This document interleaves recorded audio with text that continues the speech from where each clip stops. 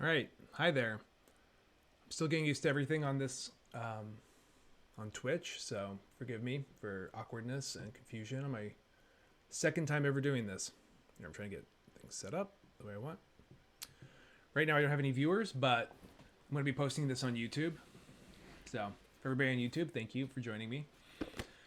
My name is Jordan, and I'm executive director of a nonprofit called BuildSoil. We're focused on ecological education and creating opportunities and examples for community solutions to climate change. And our first project is the planting of 1 million edible chestnuts all over the world. We're planting some of them, and we're creating tools and educational opportunities for people to learn how to do the rest. And we can talk about that at a future event. On Tuesday of this coming week, I'll be giving a presentation on chestnuts and soil. But for today, I am building up my community here on Twitch and moving towards getting the status where we can actually get some paid subscribers. So to do that, we have to have a certain number of hours of time streaming.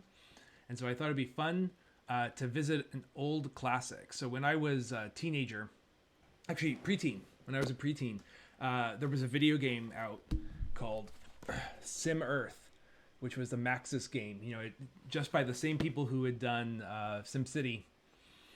And so I was like, I want to say 4th grade, 5th grade when it first came out, and then 6th grade was when I think I got it. And I learned so much about ecology, so much about climate change, so much about Earth processes, the geobiosphere, and how things were built. And the great thing about the game was that the folks behind it consulted with actual people who were doing systems modeling and systems ecology. So it actually has case studies that are known. An example called Daisy World, which was an ecosystem with just daisies of different colors. And the temperature affected the color, and the color affected the temperature. So I learned a ton about complex systems that way.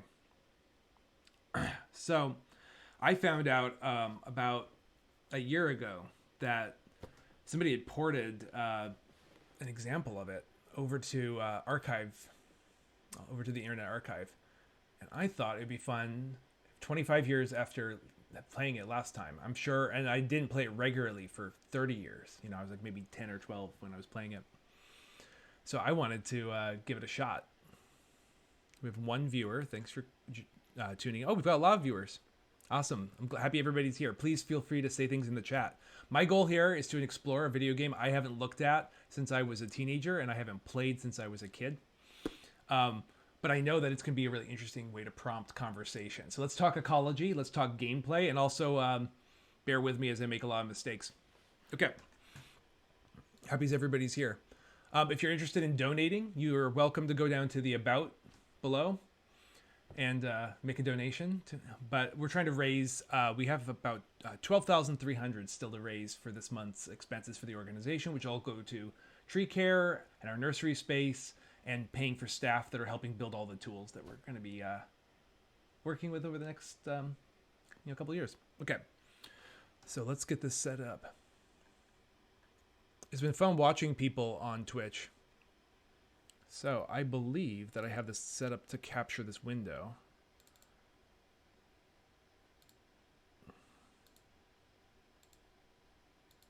Not seeing why it's not up yet, but give me a second.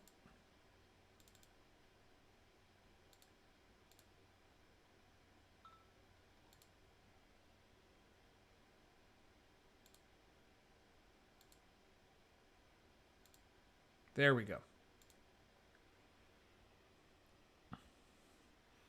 You can get this on archive.org.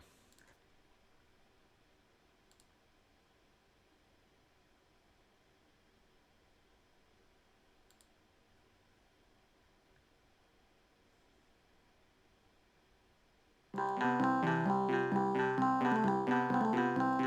let me know in the chat if the volume is too much.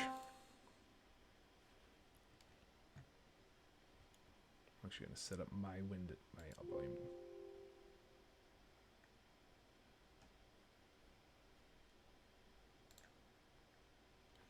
All right.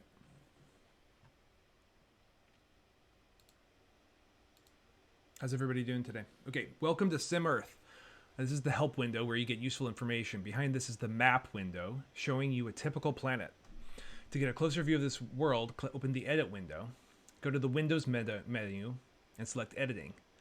Starting, to select a new game, use the file menu. Okay, actually, I know how to play this game, so I'm not going to read all of the instructions.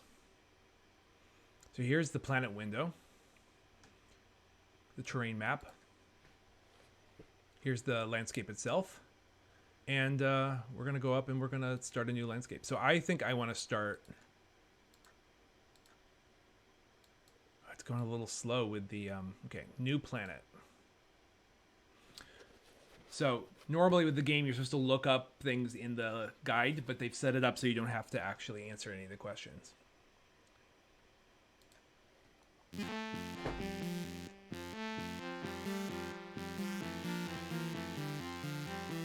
Hey there, Wooden Skeleton. This is the first time I've ever played a game on Twitch before, and it's a game I haven't played for 25 years, so hopefully this will be fun. Now, I know if you do a random planet, it just sort of sets life and geosphere and all those things simultaneously. If you start with Aquarium, you end up have this world that has no time to it. Stagnation is this sort of like story about human progress on a planet, so you're trying to evolve a human community. We're not here to talk about humans just yet. You can start with Earth in the Cambrian. You can do modern day Earth in 1990 when the game came out. You know, I looked on Twitch and there's one guy who's played this game, but he only played the NES version of it. It was available on DOS. I played it on Mac. It's really good, actually. So, okay. There's a Mars terraforming one, which I don't want to get into Mars terraforming today, but I learned a lot about Mars terraforming by playing this game. There's a terraforming Venus one, which is really hard. And then there's this Gaia hypothesis Daisy world, which is actually kind of boring, but it's like intellectually interesting, but it's not going to be interesting gameplay. So let's just do Earth from the Cambrian. This is 550 million years ago, which is when the large explosion, bilateral symmetry in organisms had started. And there was just this massive explosion. And what's really crazy is if you look at biodiversity on the planet and you look at biomass on the planet, the Cambrian was the peak like measure of Earth's success. It was the most complex, biodiverse ecosystem that was modifying and transforming the climate of the planet and the processes of the planet. It's really all been downhill from the Cambrian. So we've been hit by so many mass extinctions since then. So let's see if we can do a little bit better. All right, so we got a evolution time scale, the invasion of land. The Cambrian era on Earth saw a vast diversification of life forms, the beginning of the plant and animal kingdoms, and the first steps of life on land. Now you must survive periodic extinctions and promote intelligence to reach the civilization timescale. I'm going to turn this on whatever the slowest timescale is. I want us to be very slow. I'm going to pause for just a second. This game has teleology. It has a story that human progress is going in a particular direction.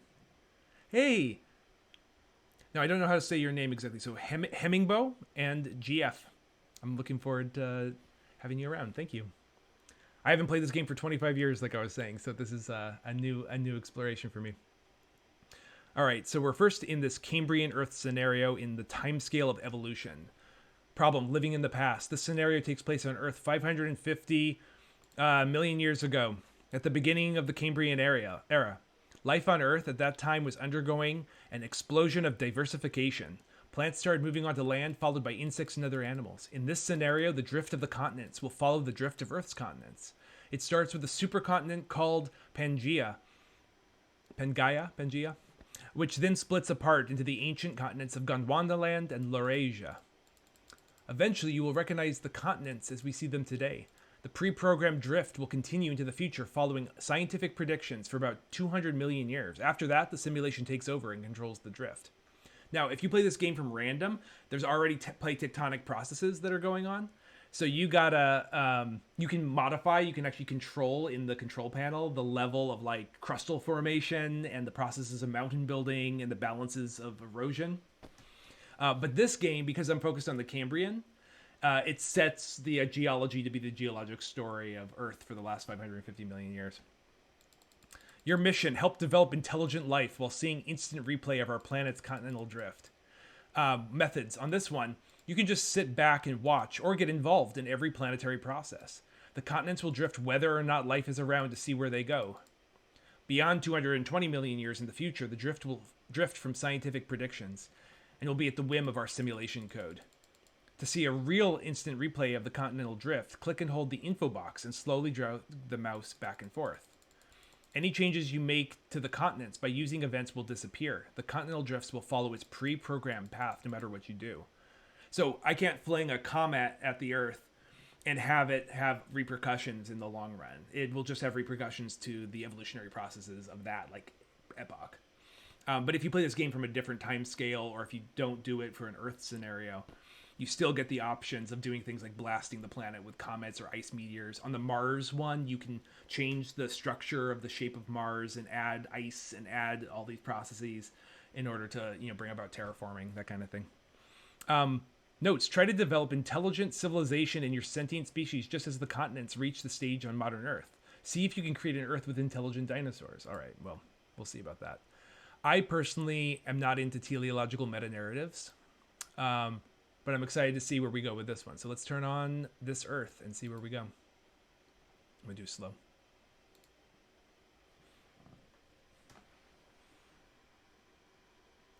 I think... is it Gondwanaland or Laurasia that's actually named after tribal peoples in North India? I think it actually comes with that. Radiates have evolved. Okay. Let's see how we're doing with that. So I'm going to start here by just kind of looking at the planet. Let's look at what's going on. Man, the mouse action on this is really slow. It's trying to run DOS and do this at the same time. Yeah, the Gandhi people. Thank you. So you can go in here and you can actually look at individual life forms. I guess I have to hold it. There's eukaryotes. They're living in the ocean. Lots of eukaryotes. Different kinds. And first I'm just going to kind of look around in our planet. So I'm still not sure how this all works. So you can look at the heat on the planet. So this is in place. I wonder how I make these things available here. So here's the hydrosphere. So we can't control the geosphere very much in this model, but there's continental drift rate, there's core heat, core formation, erosion, volcanic activity, and number of meteor impacts, and the axial tilt. We have the ability to control all of that. Well, I mean, you didn't know. It's it's not a name that we hear very often. So then there's also an atmosphere model. And the atmosphere model you can control solar input. I mean, that's kind of cheating, right? You can control cloud formation and rainfall. You can control the surface albedo, which is the reflectivity. You can control the cloud albedo, so how reflective are clouds that are being formed. You can control the greenhouse effect itself, which is, what we're trying to do on the Earth by building soil. And you can control the relationship between air and sea thermal transfers, which is kind of cool. All right. It's crazy how much this built in my brain an ecosystem model. This is like the beginning of how I think about the planet. There's also a biosphere model. Animals have a certain level of thermal tolerance. They have a certain amount of CO2 absorption. They have a reproduction rate. They split into new species at a certain rate, and they mutate at a certain rate, and you can control all of that. And we're not in civilization yet, so we can't allocate different kinds of technologies. All right. So I have no idea how interesting it is to watch me play this game, but we're going to find out. So I'm trying to figure out, there used to be a way to make it so you could see different... There's continental drift. I want to know, how do I actually look at the planet and see these different systems? I guess there's graphs.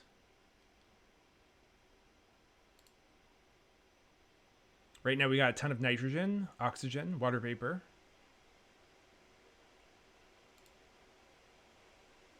I'm just wondering. We have Gaia. So we've got a globe, we have a map.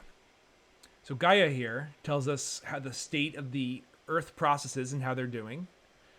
It doesn't look very happy at this moment. You can kind of tell how it's doing based on its happiness. And it also doesn't really like it if you poke it, but I'm going to do it once just to show you. Okay, it doesn't like being poked. So we'll have Gaia up there sort of like Clippy. If people want to like have any ideas about what we could be even doing. So looking at the planet itself, I want, the one thing I'm trying to figure out how to do here, I want to see more on the map.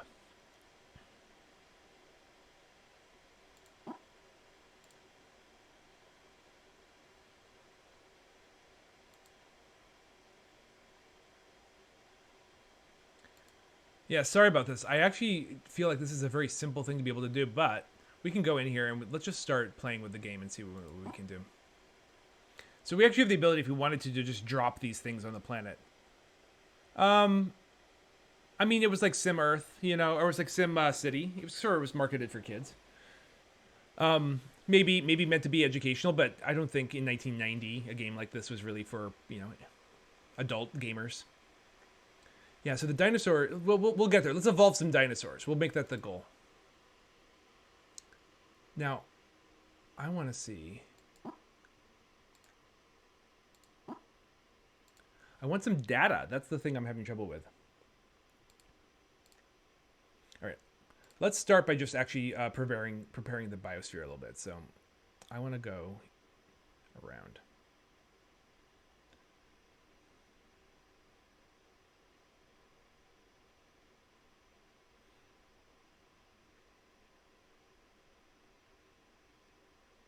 Here we go. So what ecosystems do we have? We have tropical forests. Jungles are thriving. Forests are thriving. What's the temperature like? We can go here and we can look at heat. There's actually fires happening. Yeah, let's make intelligent dinosaurs. That's what we're going to do. We're going to make a civilization of dinosaurs.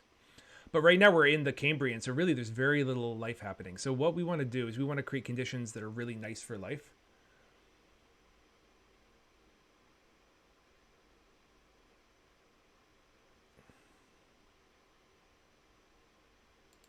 I'm actually really wondering if this is going to be that interesting for an audience to watch.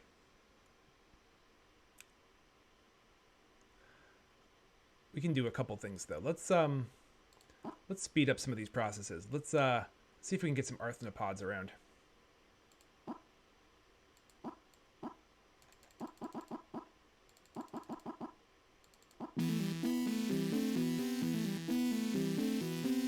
arthropods have evolved. Yeah, we'll get there. We'll get there. And I'm looking at this, and this planet, it's super warm and toasty. So I feel like there's like, oh look, the Gaia is really happy because we're getting more animal species. I think we should actually like start to change some of this with the models. So let's go in here and let's mess with the biosphere. I want a higher reproduction rate. And let's speed up some of the mutations that are happening. And let's also speed up some of the split that's happening. And we can also be looking at a life form graph at the same time.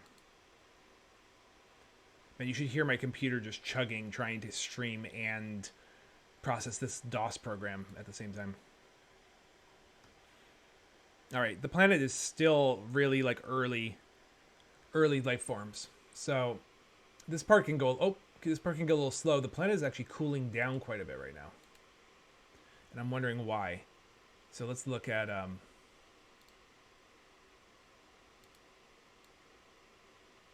let's look at an air sample. No, actually I want to look at temperatures.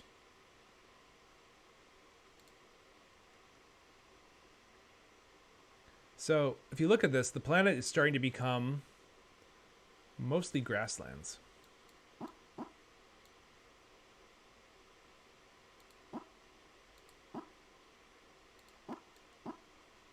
Which grasslands started to form on the planet during times, actually this is kind of early. Grasses did not evolve until really like age of dinosaurs, right? So many millions of years after that. But grasses are able to live in low water environments, drier environments, and they're able to live in colder environments. And so this planet has become a desert and grassland planet right now. And I think my guess is that the temperature is really getting low.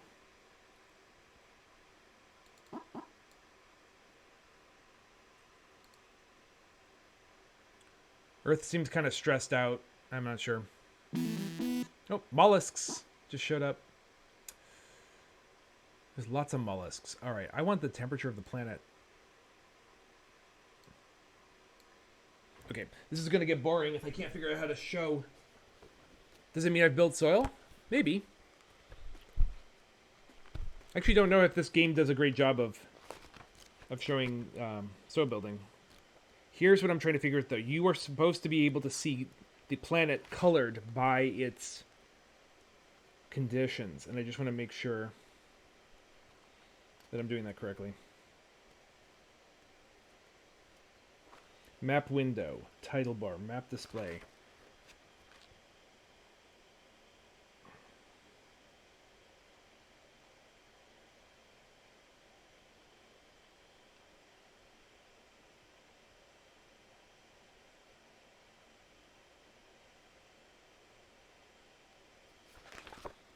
So, according to this,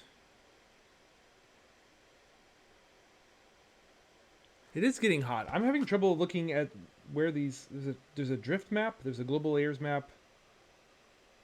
Altitudes are shown in lighter shades. Map display icons. Along the top of the window, from the left, are 12 icons. There's a hydrosphere map display. I think we're missing a window, and I think that's what's going on here. Let's do it. Let's find these windows. There's edit. Globe. So there's the planet itself during the Cambrian.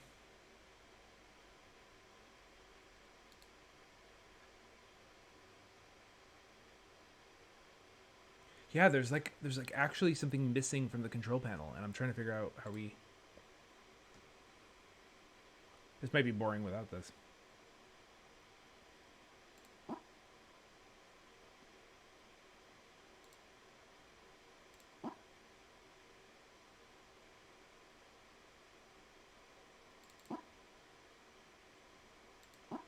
Oh, of course. Here we go. You actually can click these icons and see it. Okay. Figured it out now. Fish have evolved. This is awesome. That's good for the oceans. I can now get back to this. Trichordids have evolved. Okay, so in the geobiosphere, here... Let's see what we got. So here's the continents and their status right now. Gondwana land and Laurasia, still. All right, we've got... Not too much happening in terms of Earth processes. We've got... Here's the continental drift map. Yeah, a lot of this was coming about in the early 90s when people were doing all of this systems ecology. Like Biosphere 2 was happening around this time. There was a lot of interest in creating really good models of ecologies. It's kind of cool to look at this, to see that the continents right now are being pulled really in two different directions, but everything is relatively moving up. A little bit of movement here. We're not going to get to control this part. The hydrosphere. Oh, insects are evolving. So here's the presence of oceans.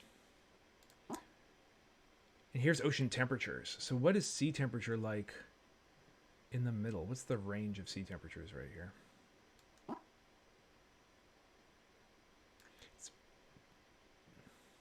It is an insane project. Do people know about Biosphere 2? It was started by artists who in the 70s were doing a lot of, or 60s were doing a lot of theater around ecology, and they got funded by a eccentric billionaire to start studying ecosystems. They built a ship.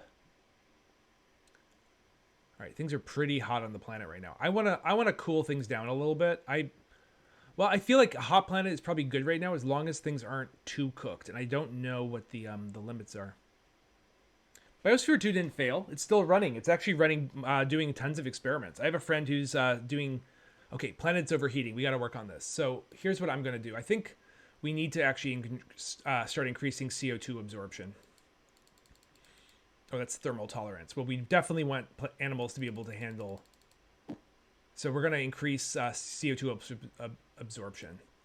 And at the same time, I want to go in here and I want to see what plant communities we have here. Yeah, I'll talk about Biosphere 2 in a second. Wait a minute. Amphibians. Okay. They must like the northern latitudes. All right, let's... Yeah. Biosphere 2 actually ended up getting sold to... Or not sold, it got handed off to the University of Arizona that's still managing it. Hey, Artemisia tridentata. I don't know if I know you in real life, but I love the species that you represent. So everything here is grasslands because the planet's way too hot.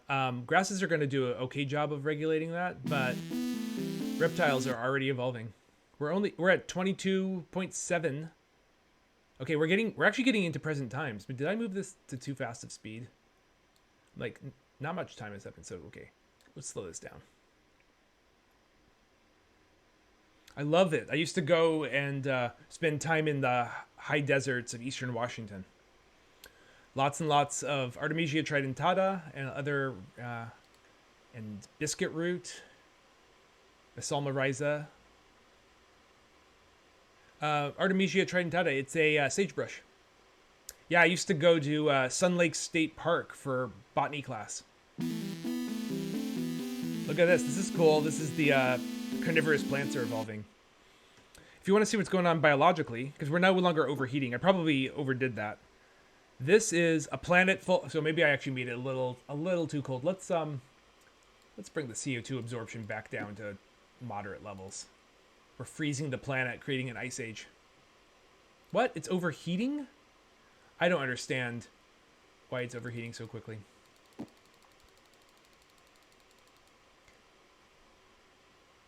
It is ambitious. Okay, so now we've got a planet that's mostly, let's see what it's saying. If we hold this, does it say? We're going on. Biomass has gone way down. We need to be moving towards forests. And then animal life is dying out around the oceans, and it's really high in the poles, which is pretty normal. I know, the Earth did look like a Pac-Man back in the Cambrian. I'm not sure what I can do to stop this level of overheating of the planet. Maybe I can do... Oh, you know what I could do? Let's do some geoengineering. Normally I would never say that, but let's do it. Let's maybe we need a volcano. No, a volcano will actually increase the albedo and will cool the planet. Maybe what we need... Let's see what we got. Can we do something to get more carbon in the atmosphere? Are we allowed? Are we allowed some of the advanced tools? I wonder.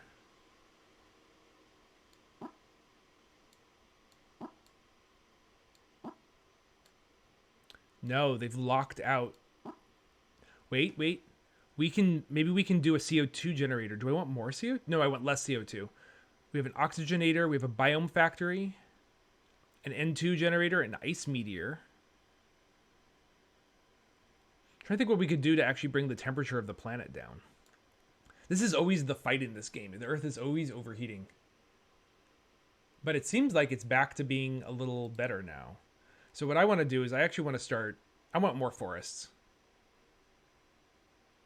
Let's see what the overall temperatures are looking like. Air temperature. Yeah, it's a hot planet. It's still overheating. Man, I played this game all the time and I killed a lot of Earths, I have to admit. Let's see what happens if we just, like, forest up stuff.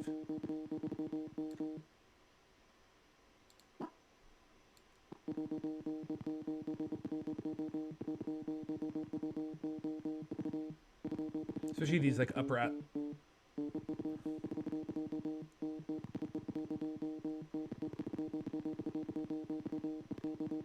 So let's talk about Biosphere 2.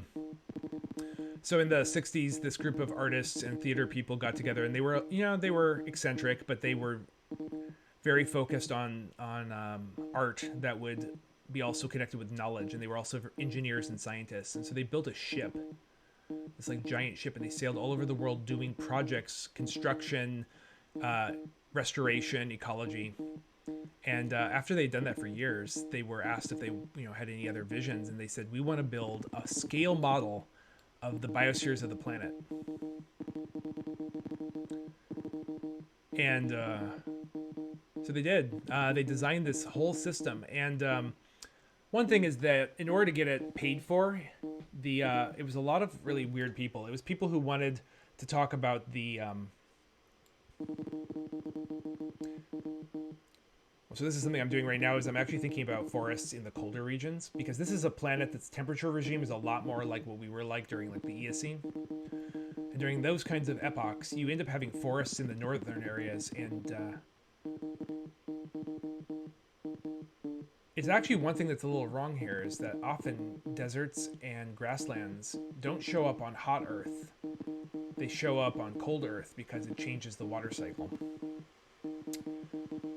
And I'm wondering, it'd be interesting to look at the models and see how they like pick doing that. Let's see, wait a minute. What's going on? So we got some forests in the north. We got sort of like a boreal thing happening in the south.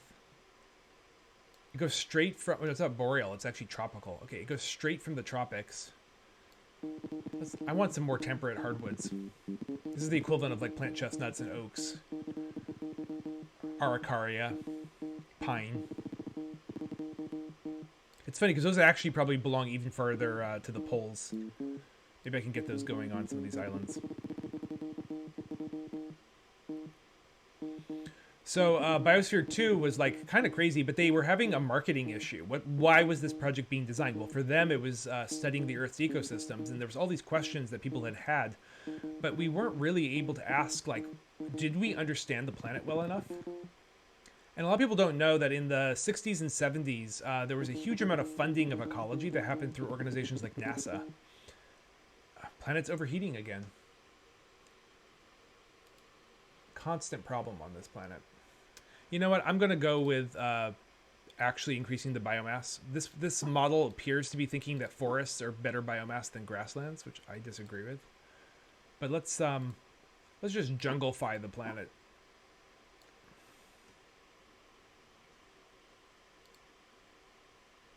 Planet is still overheating. Maybe there's other models that we can work on. We're not allowed to modify the geobiosphere very much. We can modify the biosphere. We can modify the atmosphere. That greenhouse effect is taking up a little bit too much. Let's actually change the surface albedo of the planet a little bit. I want this planet to be a little bit more reflective in the models. So surface albedo would be the equivalent of us putting out like mirrors everywhere, or painting everything white. Yeah, as soon as I do that, the heat goes back to something normal. I'll keep the albedo high like this for a little bit while we try to make... Oh, oceans are boiling off. I am like, you know what? I'm going to do it. Let's just intervene and take huge amounts of carbon out of the atmosphere. We just built a ton of soil. Let's just do it. Oh, I have to lower the greenhouse effect. Like, I'm literally boiling the oceans right now.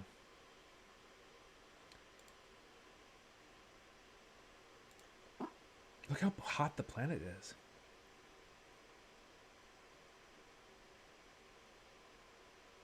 Well, I just took a lot of... I really stopped the greenhouse effect. So maybe that'll do some good. It's going to cool off way too much really soon. But I would like to see it at least get like this color around the tropics. I mean, we're already at 50 million years ago. The Earth is about to cool off in our real world anyway. So, actually, this happened around 40 million years ago was when the Azola event happened. And that took 80% of the CO2 out of the Earth's atmosphere. So let's just say that that's what we're doing.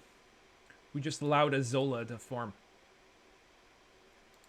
What's really interesting to me is that a lot of time has passed, and I'm not seeing these continents changing very much. The game is supposed to be changing as we go. Maybe I'm missing it, and it's actually changing more than I realize. Doesn't seem like it though.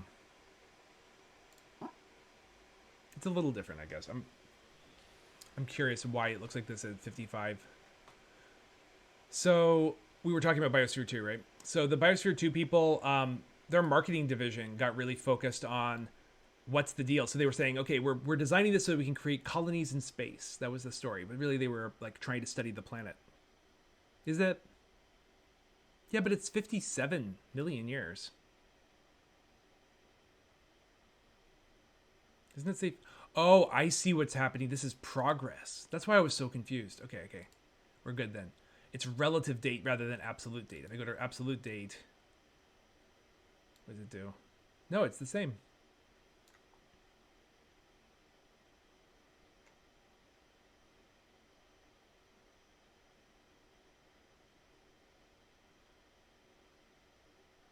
Oh, the number is going up. You're right. Thank you, Grill Cover. I was getting a little... This is the thing about a game, never seeing a game before. Or for so long. So the Biosphere 2 people, they needed marketing and they need media attention. And their media team said this to the news. They said, we're going to go in there, we're going to lock the doors, and we're going to be there for 2 years on a 2-year mission, just like we were on, Mars or something. And that was the hype. They hyped it up a lot. And they made a big deal about it. And meanwhile, they were building... they built tropical spaces. They built a desert. They built grasslands. They also built gardens and human communities. See how that temperature is doing. Okay, it's starting to be in like a somewhat acceptable temperature range. So they built all these things. They had a huge waterfall. They tried to produce all their own food. They wore these like red jumpsuits and went in there, and there was a lot of hype about it. And then they started to have some problems. So first of all, they were a little cult-like. They had some like intensity, and they had like this sort of devotion to the mission. And they also had this idea that they were going to like push hard regardless of like the outcome, that they were just going to like make this happen through sheer willpower. Oh, this is nice. Forests are starting to spread into the center. So we see like as the temperature gets a little bit better in this model, plant communities are also starting to move a little bit. We're starting to get a little bit more balance to things.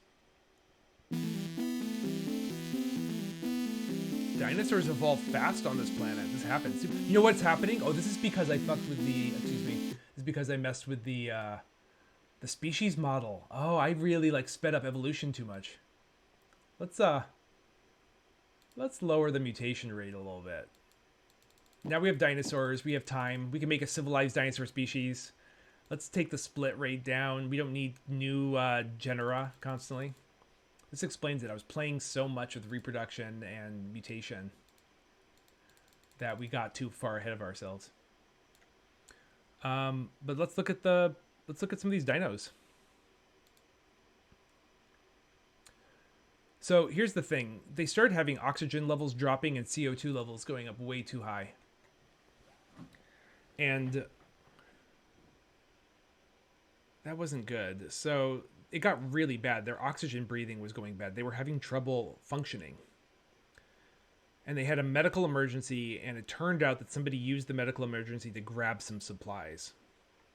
It's actually what they should have done, is grab supplies when they needed it. And they started looking at why they were losing oxygen and gaining CO2. And the realization was that they used new concrete. Okay, there's a fish. Here's a mollusk. What's this thing right here? Is this a worm? That's a mollusk. Okay, there's got to be some animals on land right now. See, this is the cool. As soon as you start having grasslands and trees, you start having forest fires. So where are these dinos? I want to see some dinosaurs. There's not a lot of life on land right now. We haven't really created the conditions for it, but I want to start seeding some life. The other reason that it turns out in hindsight, the other reason why they were unable Put insects all over the place.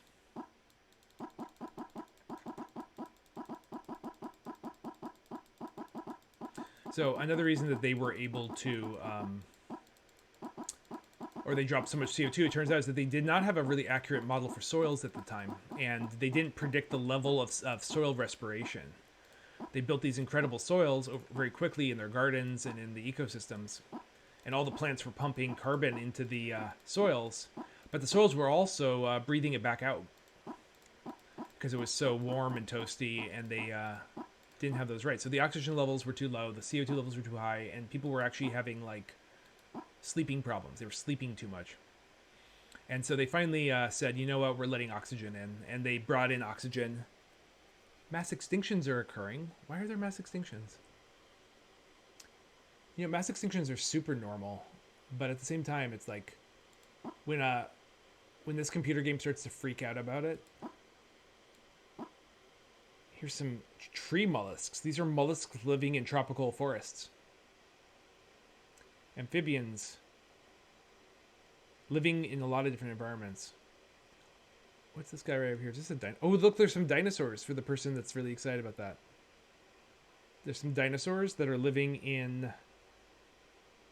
They don't like the coniferous forests. They don't like the swamps, but they like the tropical forests and the temperate forests. I'm curious. It's time probably to look at the temperatures. I bet all my messing with the greenhouse effect has now started to... So it's a desert planet right now. Mass extinctions are occurring.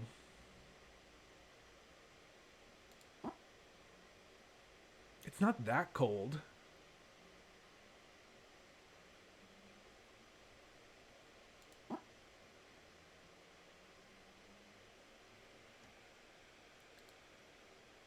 I wonder if the air has some problems. I want to know more about its composition.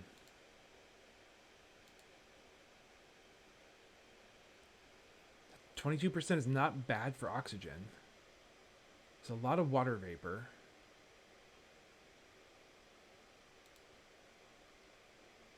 You know, sometimes if you make too much life, it could be all those insects that I put out then died.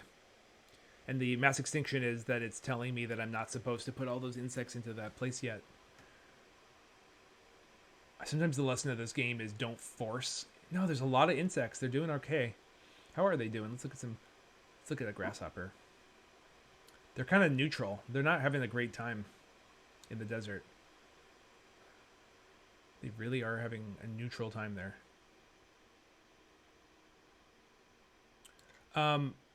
But the thing that they really did wrong with Biosphere 2 is that they hid it because their marketing team was so focused on this story of they're going to be stuck in there and nothing in, nothing out. And they had to bring in oxygen, and they measured how much oxygen. They got a lot of research from it. But the news got really hypey about it and got obsessed with the idea that they had failed. And because of that, some of the main people kind of did a little bit of a cover up. They tried to like downplay it. And that, like, of course, led to the news people getting even more extreme. And eventually they ended up, the board of directors ended up kicking out some of the original founder, ecology, engineer, hippie people. And this is where it gets really crazy, is that, so they were looking for somebody to be the director during their transition. And they were like, well, we're going to focus more on climate. We're not going to tell this story about space travel. And so this young person who worked for like an investment company who was involved in a lot of like tech and had like known a lot of like space and aeronautics people joined up, and nobody had heard of him before. And you're all gonna like, if you don't already know this, it was Steve Bannon. So Steve Bannon became the new like head of Biosphere 2. As like the old team got like kicked out.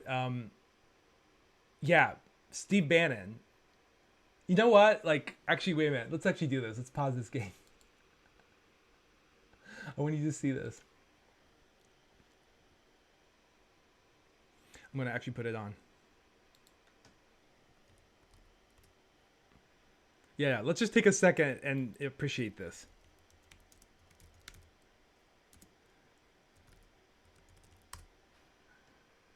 because it's worth seeing.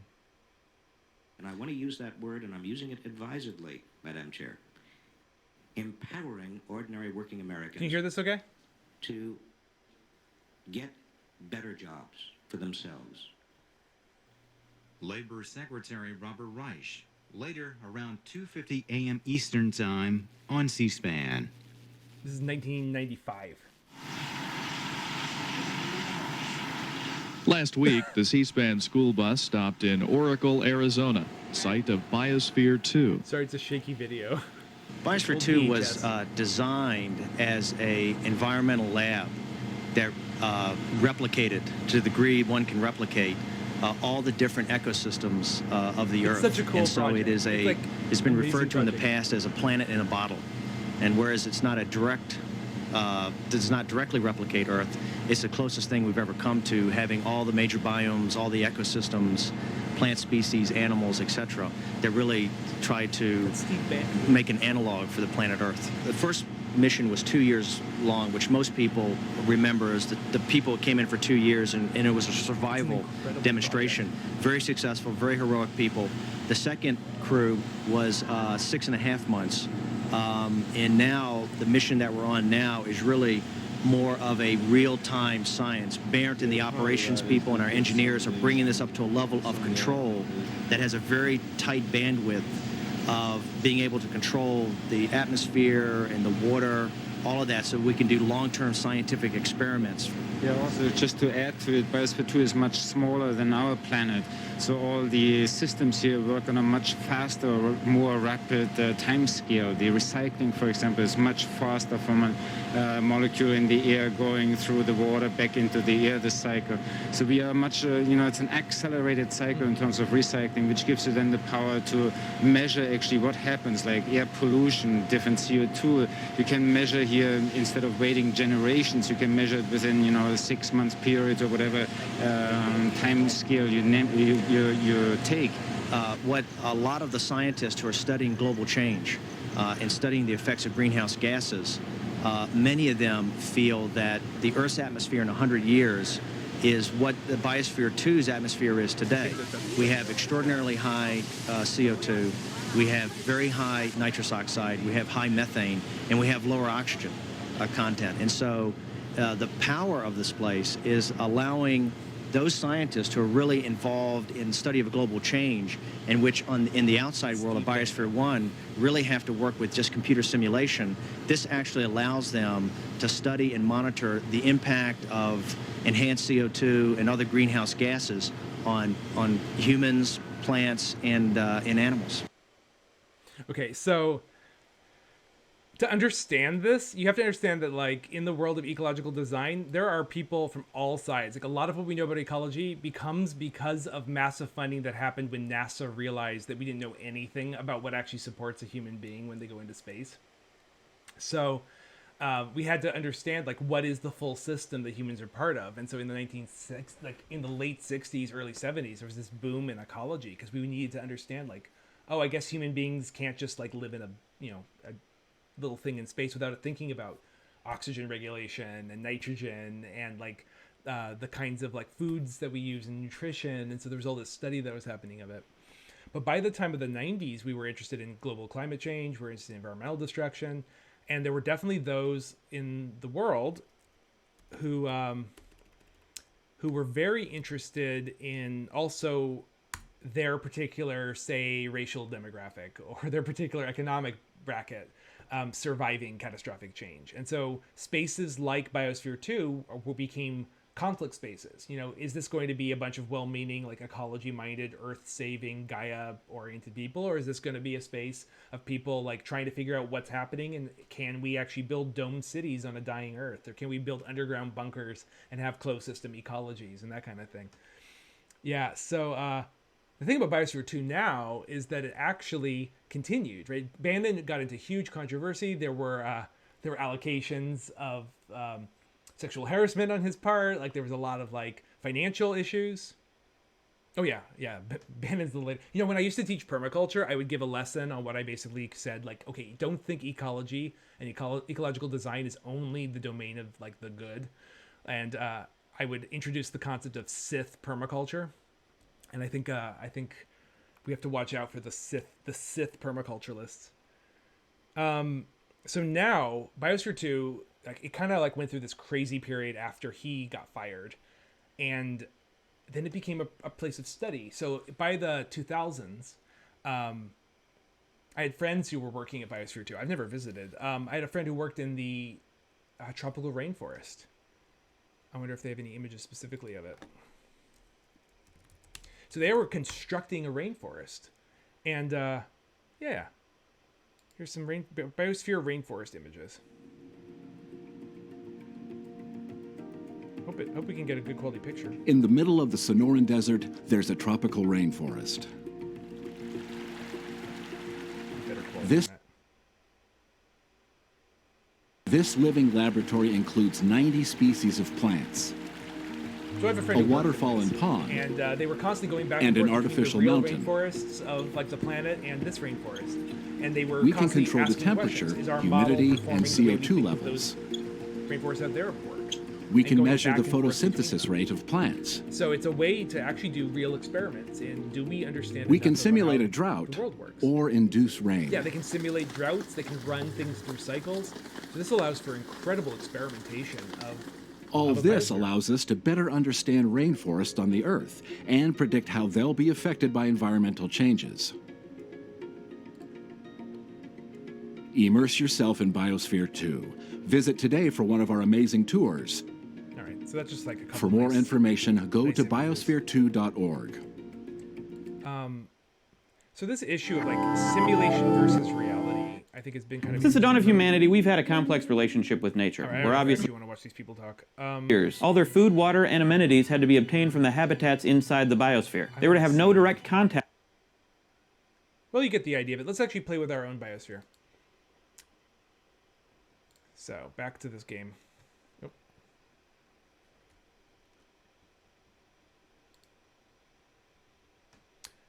So they actually do all these cool experiments, and they do lots of cool work at Biosphere 2.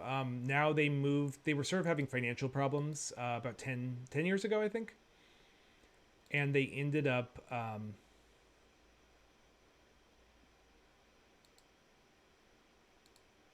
they ended up becoming sort of more and more involved with the University of Arizona.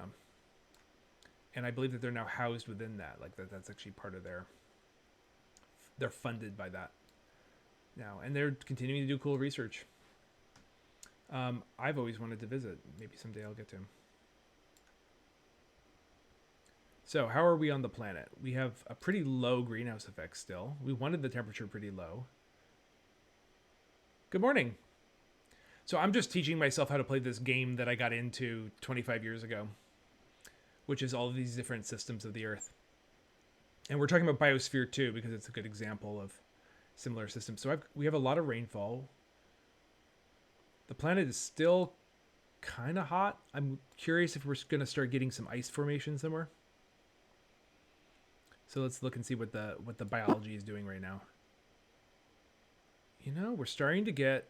I would like to see some of these... I'd like to see more animal life. Oh, you played this game? So what do we have going on here? What are these red guys?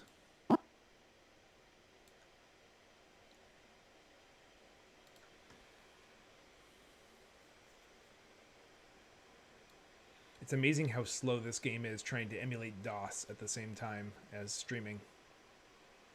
So these look like amphibians to me. And look, oh yeah, there's definitely some dinosaurs. Oh, reptiles. These are just reptiles. So that must... we gotta find a community here where lots of dinosaurs can live. In fact, let's just speed this up. I'm starting to get a little bit tired, so I'm aware that I'm not gonna be able to do this for too much longer. So let's get some dinosaurs out here.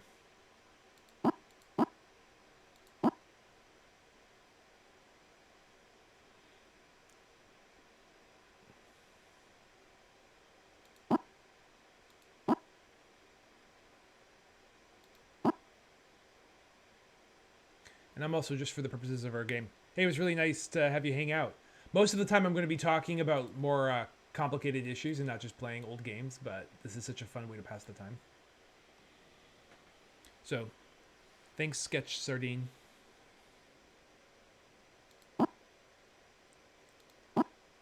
It's interesting to think about simulations in general. Like, they really are not reality. Like the guy was saying in that video, the simulation is too fast. The cycles are too fast. And in the real ecology, there are this matching of really, really fast cycles and really, really slow cycles. There's turnovers of subsystems, like turnover long periods of time. And that's why you see, like, you need a mega preserve, a huge area of land to support a bear or a herd of bison, or even just a few pumas or lions. So that's why we need mega preserves, big areas of landscape that are all compatible with the organism. But some organisms, you know, a rabbit probably doesn't leave like a small area. And it has all of its food supplies in one place.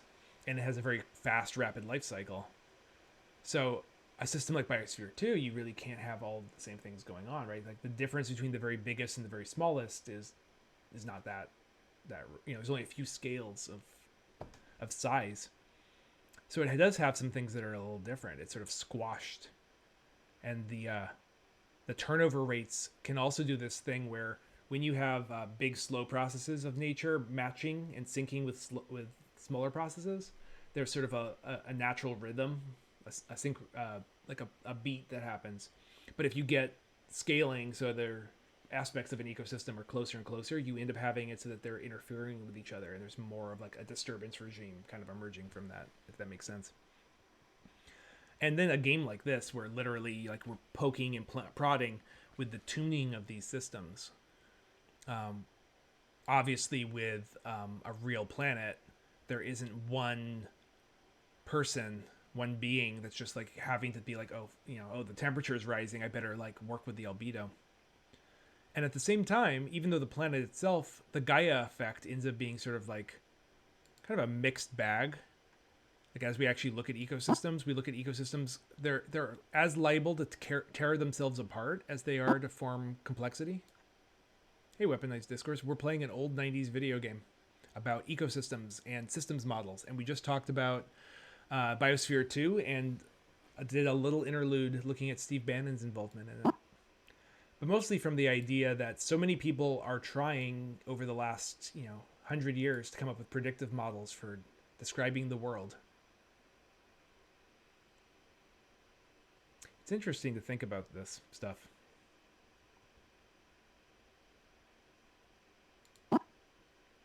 So now the planet has gone quite cold compared to how it was. It's really hot in the center of the planet. You can see that, like,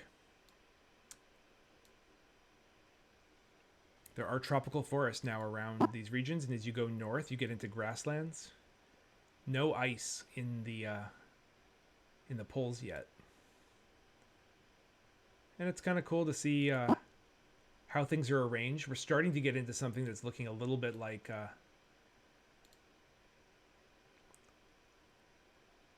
just trying to get something that's starting to look a little bit more like the Earth we know. Maybe we can even get a still describing itself as Pangea. It hasn't broken apart. Yeah, it's a strangely complex game. We'll have to play the Mars terraforming or the Venus terraforming one next time.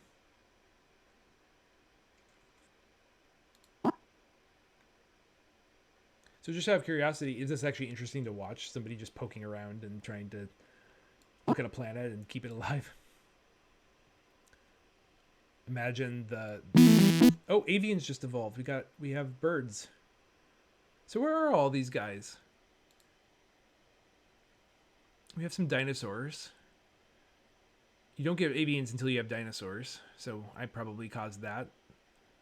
We have some, and again, not as much forest as I would like on this planet.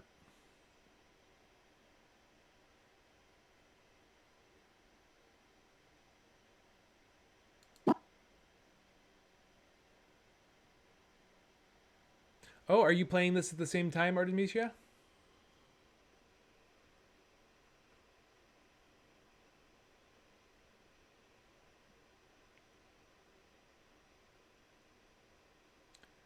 So here's the thing: is I kind of want to make one of the dinosaurs sentient.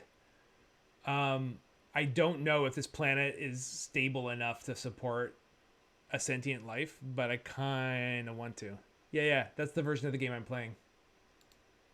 You can find like the old Amiga version or some other version of it elsewhere. But I like this one. I think the controls looked a little bit better. So I made a promise at the beginning of this that I would contribute to dinosaur intelligence. So let's go here and, you know what I'm going to do? I'm not going to wait. We're already controlling the biosphere. Let's go in here and I'm going to drop a monolith. Should I do it? All right, fine. We're going to do it. We're going to drop a monolith. Oh, it didn't work. Will they not let me in this game? See, different versions of the game lock out different controls. I wonder, since the purpose of this game is to develop intelligent life, this like version, this level, if it actually doesn't let you force intelligent life on the system. You have to go into like the freeform game in order to be able to do things like that. Okay.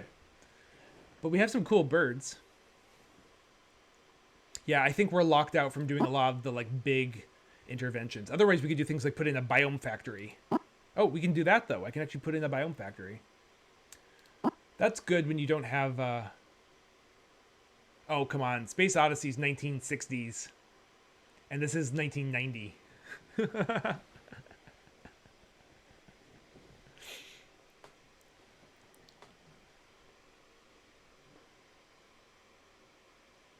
Yeah, the biome factories are kind of like boring because we already have biomes going.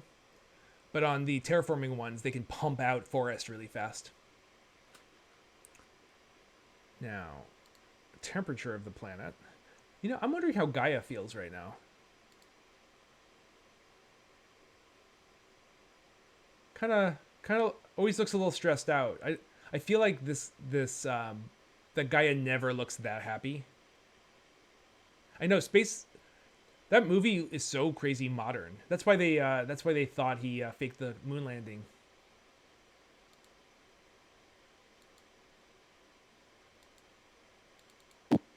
Okay, I'm sorry.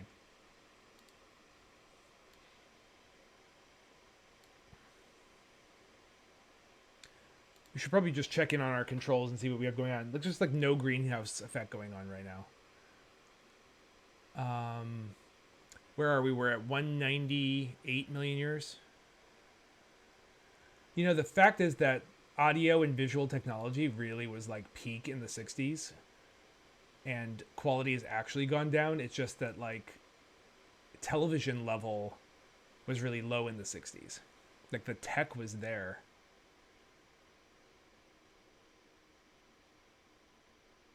I'm going to bring up the split rate a little bit. I brought it down to we're going to have some more genera evolving. I want to get us to the point where these where at least a little bit of speciation happens, and let's get more kinds of dinosaurs. I want to make it so that like a cool dinosaur evolves like, intelligence. You know, the last 40 years has mostly been about miniaturization, not about the development of new tech.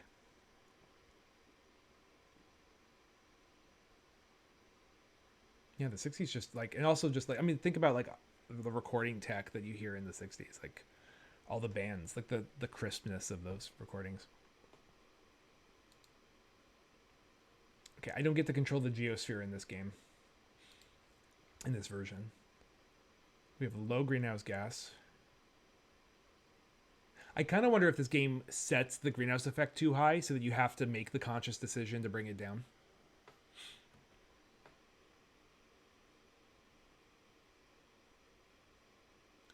Now, biodiversity is going down a little bit.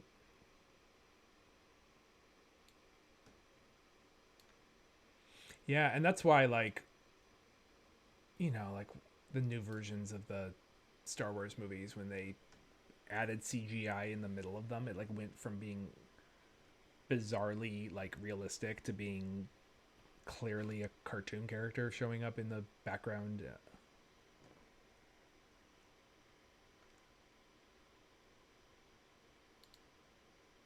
I want to see what other options do we have here.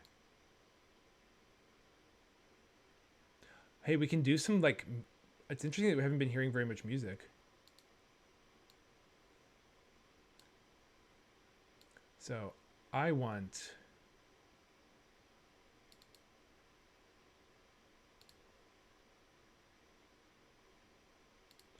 And we can do, this is kind of cool. So I feel like this game is experimenting. We can play data songs. So we can look at aspects of the data and have that play music. Like I can go for the air temperature. This is so cool because it's like thinking about different streams of.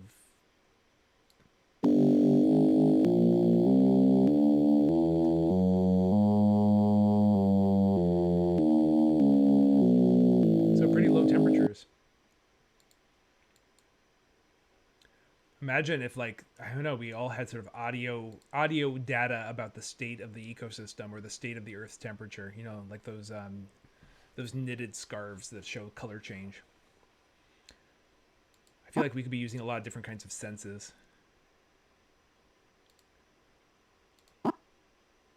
Okay, the planet's actually getting a little cold. The northern climates, the southern climates, they're starting to become tundra. What are plant waves? Is that like hearing music that plants perform through their like electrical conductivity? Numbers as sounds, that's cool. I'm going to turn off, I feel like I've been bringing the temperature down a little bit too much. I'm gonna bring the CO2 levels slightly up. The greenhouse levels are already really low. So I feel like the effect of CO2 has actually been modified.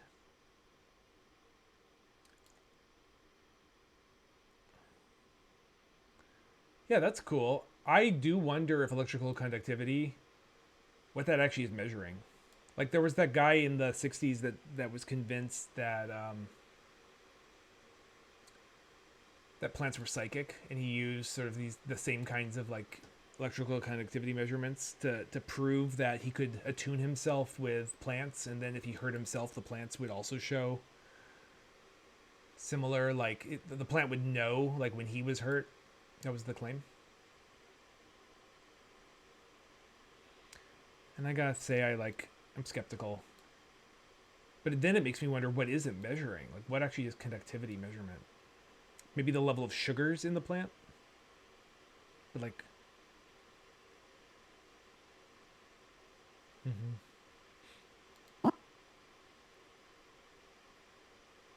Have you ever seen the color of the universe when if you like average all light? It's sort of like right now, it's the whole universe is sort of like, you know, the wavelength is stretching as the universe expands.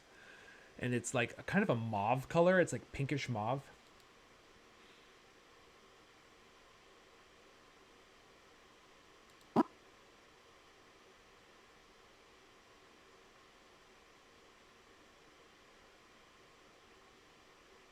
So I'm really curious. We've got a lot of birds. We have a lot of dinosaurs.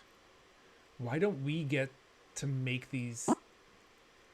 Like, how do we make sure that dinosaurs? Because like the game gave us the challenge of like picking. It gave us the game of like we could pick. And I want to pick. I want to get this dinosaur, and I want it to be intelligent. Wait, I did it. It worked. So maybe I was wrong. Okay. We've just managed to send an obelisk down and get dinosaurs.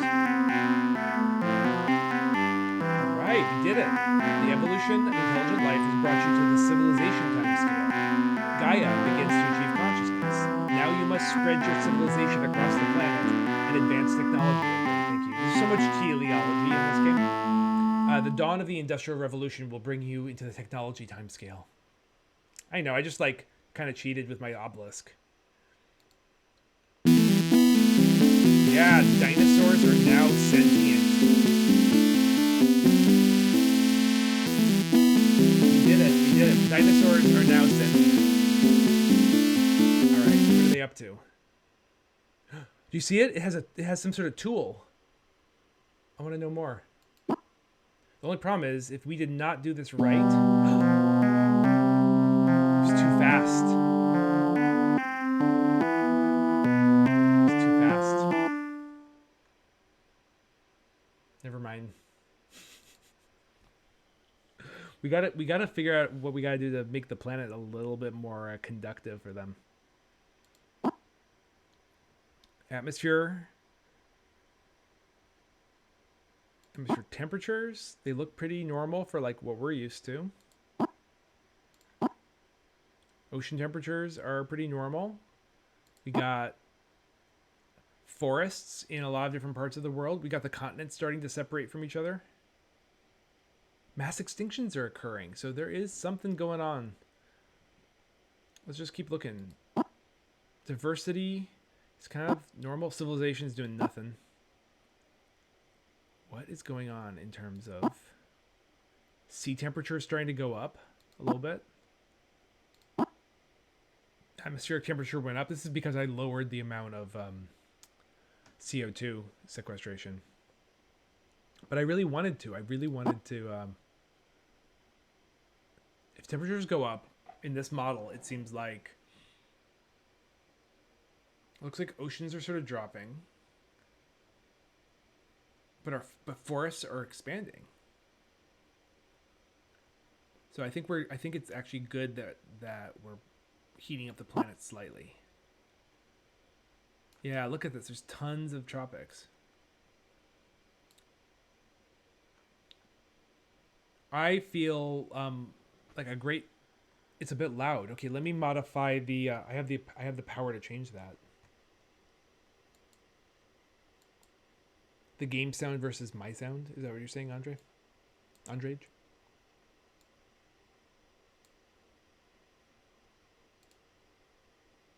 Maybe this is a little bit better. So I want to put another obelisk down.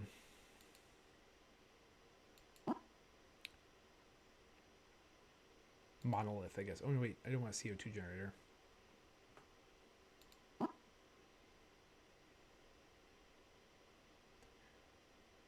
I changed the volumes. Is it a little bit better now?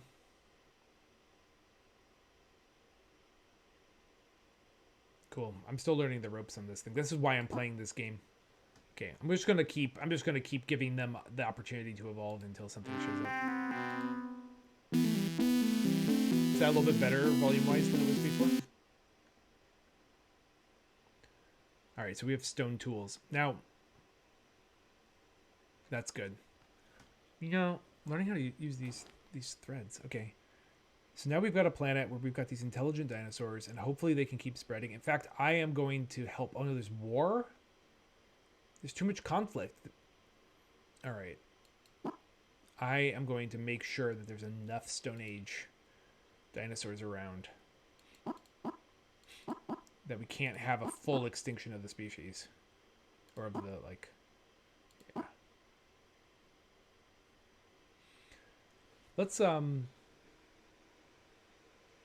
put them all here in... Look, there's all these dinosaurs that seem to be thriving in grasslands.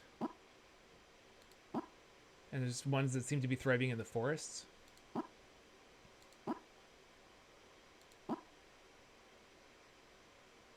And let's see what's going on with them. So now we have options. We can go into the model. So one of the basic principles of Darwinism and the neo-Darwinian synthesis is that there isn't actually progress. In a particular direction. There isn't something that's necessarily better or worse about one particular like life form or body form, and that life isn't necessarily trying to reach a future state. You know, it doesn't know. This idea that stone tools or dinosaurs having stone tools and that they're going to be standing upright, like that's this idea that we assume that we're the best option and that we have the best fitness. The only way that that's even at all possible is that there is such a thing as convergent evolution. You know, like you have animals that go into the sea after being on land are probably going to develop long snouts, and they're going to reduce their legs and have fins, and they're going to have some kind of way of moving their hindquarters to move a big tail. So you're going to have ichthyosaurs and whales and sharks, and they're all going to kind of look similar. And that's because that's pretty great blueprint. Or crabs. Crabs, the idea that everything ultimately wants to become a crab. At least all lobster-like things eventually figure out that being a crab-like thing has its advantages. Now let's see what we got here. So right now we live in a bioenergy society. Well, crabs in particular keep getting reinvented from other crustaceans like lobsters. Like the idea that a long crustacean keeps flattening itself and then developing sort of a widening, and then it realizes that when it, or it doesn't realize it, it ends up realizing that it has like really good claw access when it's long, which means it has this sort of ability to have competitive space. That's cool. What does climate change sound like?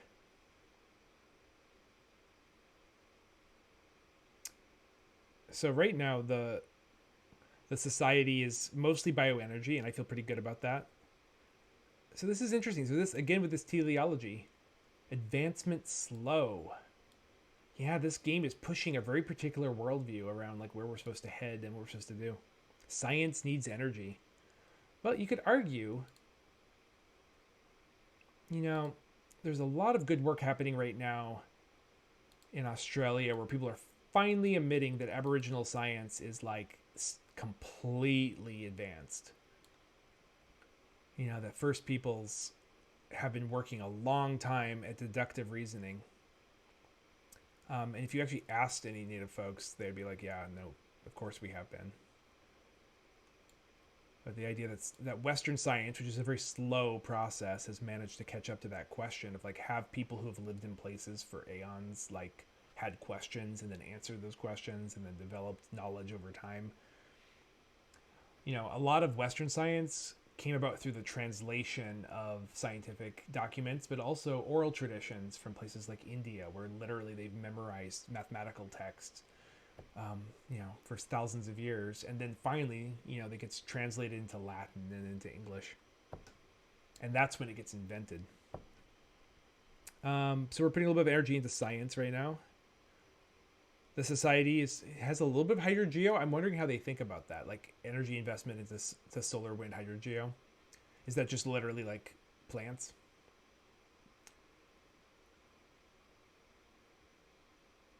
There's a good book written by a man who works with what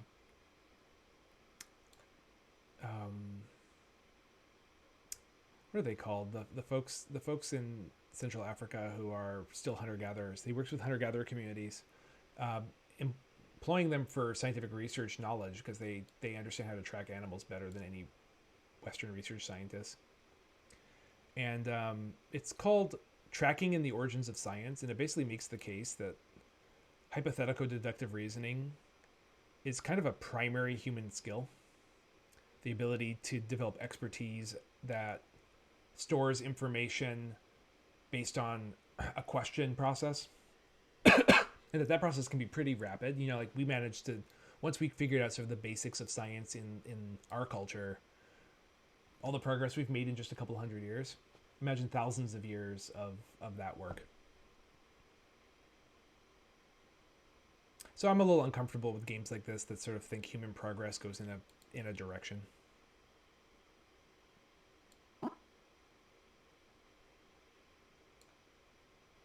And instead, I would rather we think about things in terms of the relationship of organisms to their context.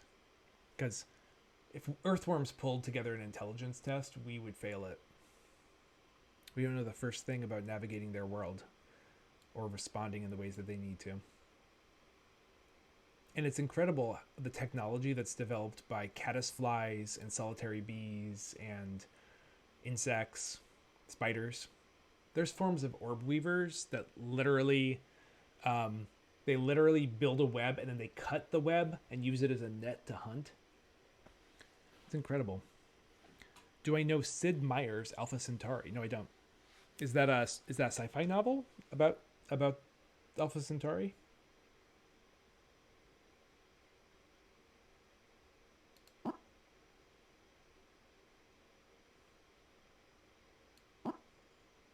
So there's a dinosaur city, Stone Age. They're painting paintings that look exactly like the paintings that humans did in our planet. Oh, sci-fi version of Civilization game. Is it a game or is it like a book?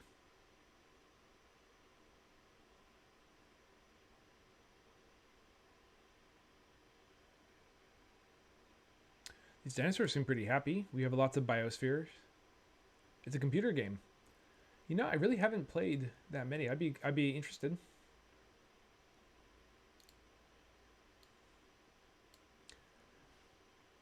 Let's make these people philosophers. Let's like dial up what they're doing with their energy.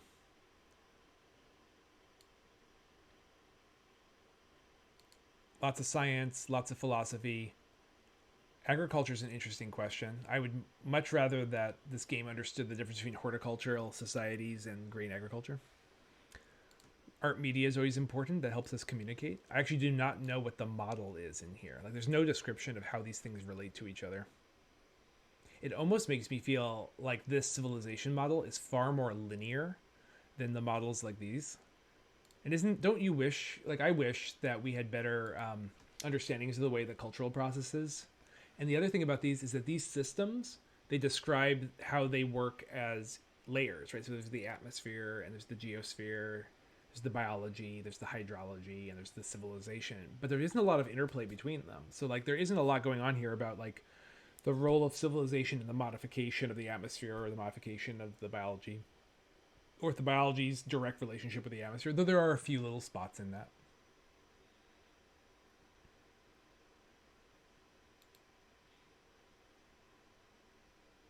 Thanks for joining, everybody. If anybody here doesn't know what is going on, this is my name's Jordan, and I'm executive director for a fairly new nonprofit that got launched basically on Twitter 2 years ago called BuildSoil. And we talk a lot. Mammals have evolved. Well, probably good food for the dinosaur civilization. Maybe humans will evolve out of primates. So BuildSoil, what we do is we, well, in the short run, we've been trying to get 1 million chestnuts planted all over the planet for food and for giving people practice of working together in small groups so that they can get food trees planted in communities. Turns out that 2 chestnuts, which are like great food, can feed a person all of their grain equivalent nutrition a year. Which means we could actually be growing staple crops right where in the places we live, like cities. Right in the parking strip, you could have 2 chestnut trees, and they could be putting out food every October that we collect and harvest. And human communities and non-human communities have loved chestnuts really since they showed up, about 40 million years ago. So chestnut forests were here in China. And there were chestnut that got cut down for rice agriculture, but there's still a few. There's lots of chestnuts in Japan and Korea. Chestnuts in the Middle East, Egypt, Turkey. Chestnuts in the western part of the United States. Chestnuts in the Mediterranean regions, all the way into France and a little bit into Britain. And the oldest individual trees in Europe are 3,000, 4,000-year-old chestnut that is close to Sicily.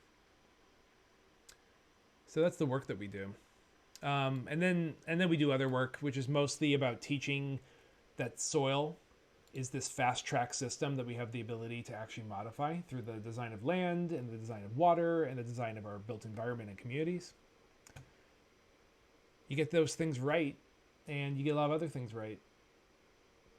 So you're in Germany, right? If you're the person I'm thinking you are.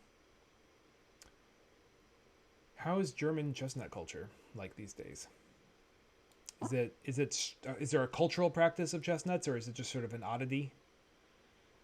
I thought you were. But I didn't want to assume. I actually talked to somebody on Twitter the other day who I thought was somebody I saw here, and no, they weren't connected.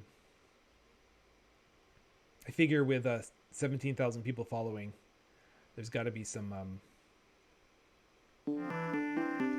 Okay, technology's advancing. What does that mean? I see what looks a little bit like pottery shards. Is that what's going on here? It's a dinosaur city. They've entered their Bronze Age. You know, a lot of people are getting into David Graeber's book. What's that book called? I have it right here. The Dawn of Everything. And you know, I'm still kind of wading through it, but I got the thesis of it basically, and I'm like going back to look at the details. And he's making the case that, which is a case I think a lot of us have, which is that you can always see resource intensification in nature as complicated. Like if you actually look at, most societies have some kind of way that they've improved and accelerated certain plant communities and certain ecosystems. And he doesn't talk about this as much, but in the scientific literature, we recognize that there's species that are kind of greedy. So if you get involved in wheat asks a lot of you, right? Wheat wants you to spread it. It wants you to develop certain kind of agricultural systems. It wants you to cut down forests. It wants you to transform lots of landscapes for its purpose, and it rewards by a huge agricultural output. But there's other crops that are much more at home with complexity and polycultures. So a lot of cultures in the world have become more and more resource dependent on crops that are more part of the picture. They aren't the only food supply, and they do better when they're mixed with other things. And when a community gets focused on the technological and horticultural development of diversity, it tends to widen its diet. It tends to be connected with a lot of different foods, and it tends to take on practices that lift the entire ecosystem to help benefit the system that they're really accelerating. If you get focused on a grain annual, you try to convert mass amounts of landscape into grain agriculture. So human beings are always asking this question, like, what is the optimum food for us, and how do we keep moving, and what kinds of administrative and social structures do we need to have simultaneously? And that can get us into some headaches, right? We can build hierarchies really damn fast if we are dependent on crops that really require a priestly class and administrative control, and lots of crops in storage that require some sort of security. And meanwhile, you're wiping out your soils every so long, and so you're having to colonize new areas and bring new people into the fold. But there's other crops that tend to say, the best practice is to stay put and take care of your food supply and take care of the fishes, and gradually adapt to whatever the climate's doing at that time as it gets warmer and colder. So Graeber's book asks this question about one of the case study stories, which is oh god, what's the name of the city that they do that he focuses on? Anyway, it's one of the early Bronze Age cities. Yeah, I mean, all of his work is very connected with that, but his anthropology, I first found his work in my anthro class where we were looking at gift economics. So he was really influenced by Marcel Mauss, who's the nephew of Emile Durkheim, who focused heavily on gift economics rather than on barter societies. There's a lot of problems with Marcel Mauss. His study of Kwakiutl people in British Columbia was really problematic and oversimplified, and he imposed his narrative on people. But he also did, in some ways, he did a better job than Franz Boas, who completely butchered that project of imposing his own narrative structure on First Peoples. But Marcel Mauss, who has inspired a French movement called the non-utilitarian movement of the social sciences, which argues against utilitarianism. That makes the case that the base human structure is not barter, which is in Mauss's measurement the ability to equate two actions. I do this, therefore you do that, and we optimize to try to get the best out of the deal. That's how he saw barter, which eventually leads to market economies. He said, look in nature, look in culture, animals and also human societies that are not market-based, they're not doing barter, they're doing gift. And gift ends up being this thing where you are not measuring the return, but there is a cultural obligation to always reciprocate or pass on gift. And so societies become organized around pretty high complexity, but around the questions of optimizing gift rather than optimizing return. And it causes a very different kind of social structure. Whether that's real or not is another question, but it's a nice counterbalance to utilitarianism. And Graeber was very into that stuff back in the 90s and early 2000s.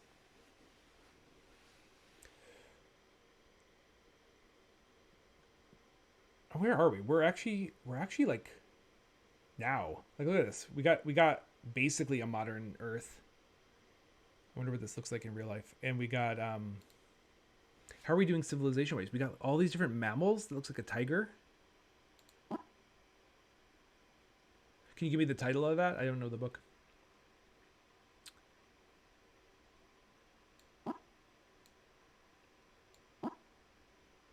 That's a reptile. Got some birds. Okay. I'm going to go to bed eventually, so let's just start accelerating things. Let's get some Iron Age going on here. These look like, are they horse people or are they horse and barn people? This might be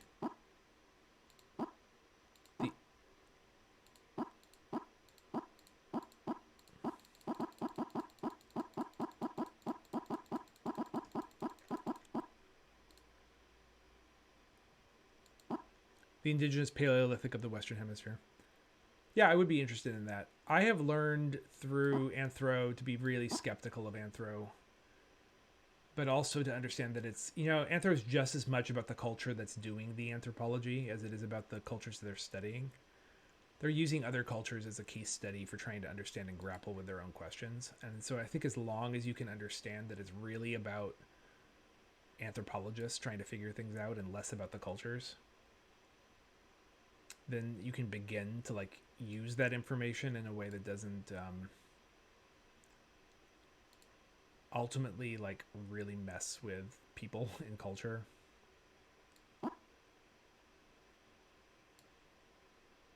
So I feel like this scenario, it's fun. I get to like learn. And so here we are, we're in, we started in the Cambrian and we move things along. And, oh, is he? Okay, good.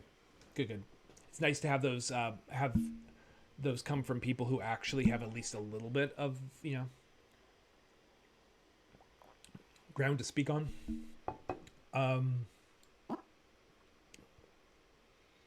At the same time, those people are having to do the burden of dealing with their institutions. They're having to deal with their, they still have to deal with the traditions of anthropology and to fit their perspectives into that. So one of the premises of the Dawn of Everything is that, okay, let's like really be non-utilitarian. Was agricultural inevitable? Well, no, a lot of societies have continued and advanced without it. And now we're actually starting to put into question whether we've imposed the wrong narratives on the past. So some of these like early cities, we used to think of cities as only being sort of advanced grain storage. Is it? So we're starting to figure out that like cities show up in things that previously we called hunter-gatherer, or maybe now hunter-gatherer horticulture continuum. I want to play with this a little bit more because I honestly feel like this scenario is really good it's really good just to spend time with it. Like I feel like the meditation of this game is that you play and you sort of get a sense of relationships and ecosystems. You get a sense of if I turn this up, what happens? If I turn this down, what happens? If I add this technology, if I take away this technology. I had a lot of fun making land and seeing how it moved. So this version doesn't do that. The terraforming one is fun because you're trying to get a foothold on a really barren planet, Mars, like how do you get things going on Mars? I'm not personally for Mars colonization. Yeah, I'd be into that. Show me a game I've never played before and I will play it and comment with somebody or with you. This is not as exciting as like I've been watching a lot of Twitch games just to get a sense of it, and not as exciting as people shooting each other, I guess, but though I guess what was it, Mr. Rogers said that two people working out a problem is as interesting to narrative as people fighting out their problems. So maybe I'm wrong with that. All right, I'm gonna just take us through this. I'm gonna. We've already got Bronze Age going on. Let's just start moving things through. So a lot of Graeber's thesis, as far as I can tell, and I'll also have more to say about this when I finish reading it. It's true. Pathologic. I watched that with you, and it's like walking around feeling sad about people who've given up. Seems to be the purpose of that game. Maybe I missed the part. Oh yeah, people have given up so much, and then you have to do what you have to do. You have to harvest organs. At least they don't have to like butcher forests to. But let's speed this up a little bit. Let's industrialize. These people up here in the northern. Oh, you're not allowed to industrialize yet. Okay, I cannot force industrialization. This is like prime directives level stuff. Yeah, I'm glad I got out of that game. Well, people were harvesting organs.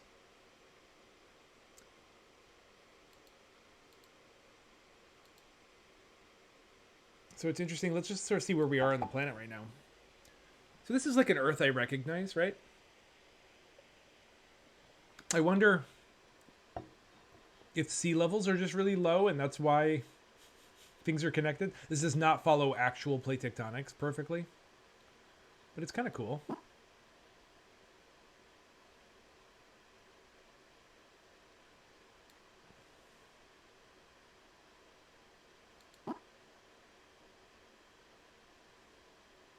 And how's the temperature of the planet doing right now?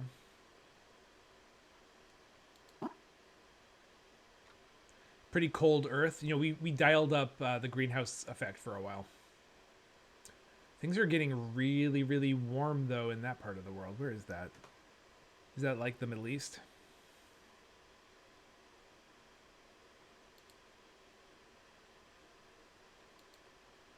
We never really did get to a point in this game where we saw a frozen Arctic. Maybe now that we're getting now to modern times, we should actually let's mimic actually what has happened. So, you know, not that long ago, we can go in here and we can start to.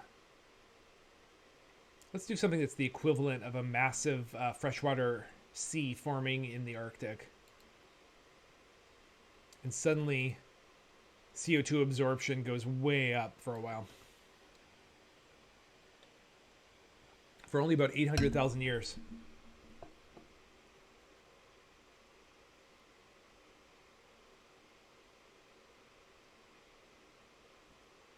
At the same time, this is happening, but so one of the things in that book by Graeber is he talks about how a lot of these early cities that we thought of as being wheat-based were not wheat-based. They were based on, well, here's the thing. He talks about them being based on acorns and hazelnuts. And I think that that's really interesting because in a lot of ways, that might actually not be exactly right. You see, in the pollen record, I can tell you that the pollen of oaks and the pollen...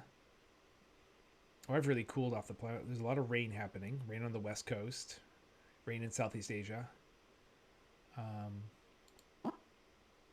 Planet's starting to get below freezing. So now we have a planet that's a little bit more like what things are like now, but I don't want to cool it off too much. I'm sure I'm causing mass extinction. You know, to be frank, the ice ages were a really rough time for the Earth's biosphere because everything had to move south. All the forests that were up here had to move down into the tropics or into the temperate zones. I'm actually curious if we look here in bio. You see here? So now the deserts are forming and the ice caps are forming. So this is actually what happened. Like desertification, grasslandification, everything tropical being moved to the center of the planet. Everything that didn't get enough rainfall starting to dry out. There's not nearly as much rainfall when it's cold. So let's bring the greenhouse effect back up a little bit.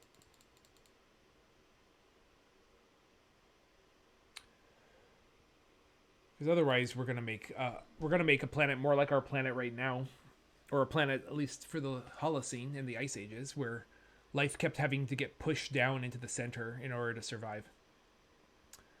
And all of these different continents ended up inheriting the biospheres of the poles. So all of the temperate forests that we have now were one forest. All right, science needs energy, it says.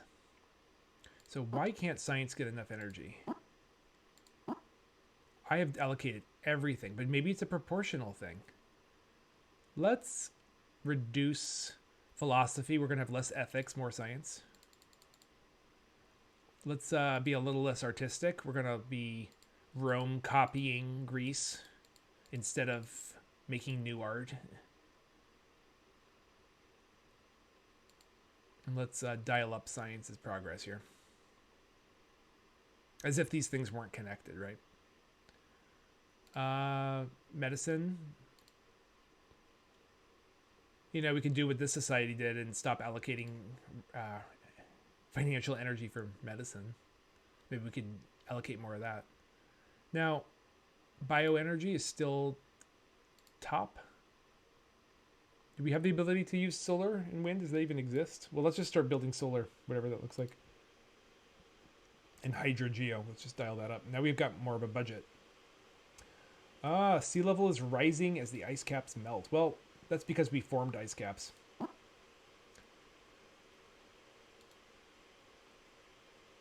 Oh, Dynam? What you got? What does that mean? Dino solar? Yeah, these are dinosaurs that are building solar. But they're still pre-industrial. So I don't know what solar means in a pre-industrial society.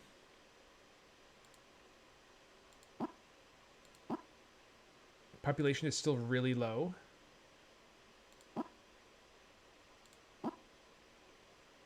The planet is starting to become a little bit richer in terms of different kinds of ecosystems. What can we do here? I've given them all of the energy. Maybe I need to really dial back some of these other ones. All right, we're going to have a period of time where all we are is scientists and we don't have any art. And philosophy, I don't know why. We're going to turn that down. Dinosaurs with algae on them. Like the dinosaurs actually just cover themselves with algae. This is terrible, but I pulled down art, media, and medicine to make it so that science and agriculture could get more energy.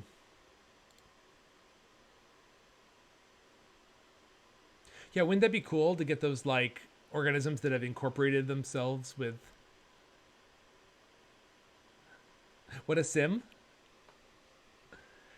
You know, it's interesting. I like this game better than I like Spore, and it's made by the same guy. That game Spore from a few years ago where you had to like be organisms and fight and eat and go through an evolution. I find this game a lot more interesting than Spore.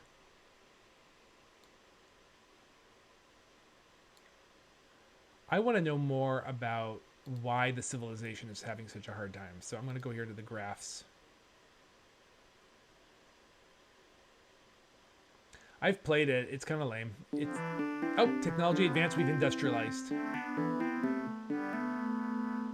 It says life quality is hellish because there's no art. Like, we've made this terrible Iron Age society with no art. See, this game asks us what's living and how do we make sure that things are meaningful to people. It's a dino, like, it's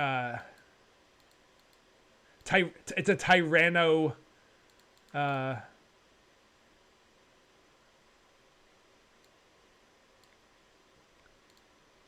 maybe the temperature's getting... Tyrannosaurs have banished fun and creativity in the name of science. Alright, this game hates it when the ice caps melt, even if it has never seen ice caps until just recently. A Rexocracy. A Dinocracy. Oh my god. Oh, it's a hot planet again. Did I mess with some atmospheric conditions earlier? Yeah, I dialed up the greenhouse effect like a lot. Well...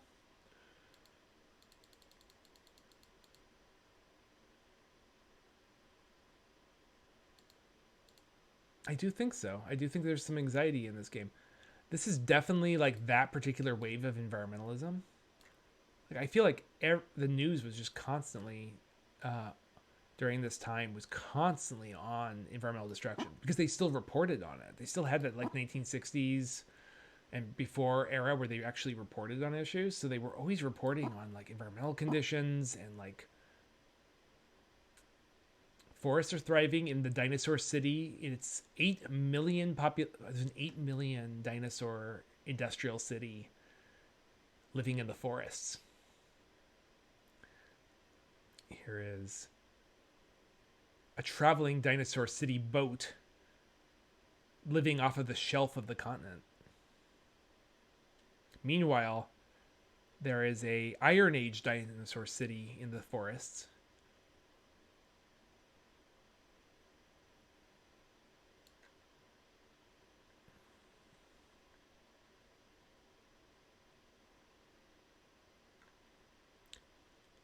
You know, I'm going to go a little crazy in our final days of this game. So I'm going to take this monolith and I'm going to advance some other animals too. Let's get some like intelligent snakes in the middle of all this. It won't let me. Hey there, Zach Amp. How's it going?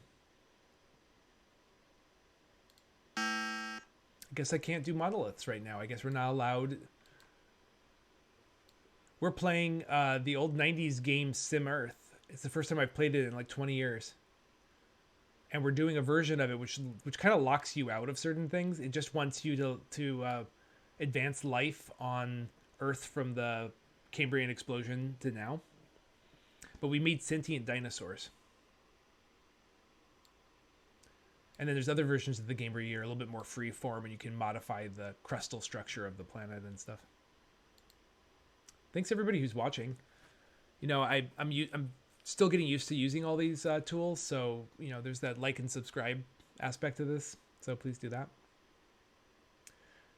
Temperatures seem like they're going up a little fast. But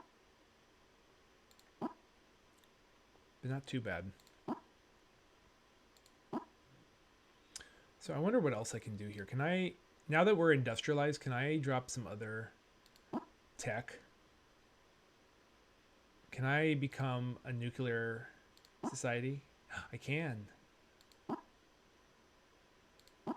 Right now they're all planes, but it's easy. It's right on archive.org. They've made a version of it. This used to be available for Super Nintendo and DOS and Mac. I played it in like 1982 when I would have been like 11. So look, now we've got a nuclear society.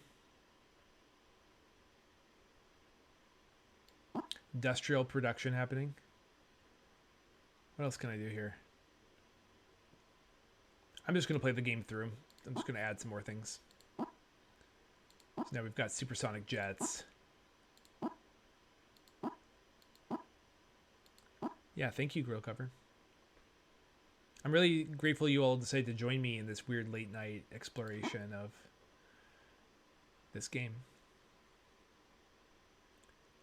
Nice to get in my hours that I have to get in. So we're going to be using this channel mostly for talking about permaculture. That's what I do. So my background's permaculture and ecological design.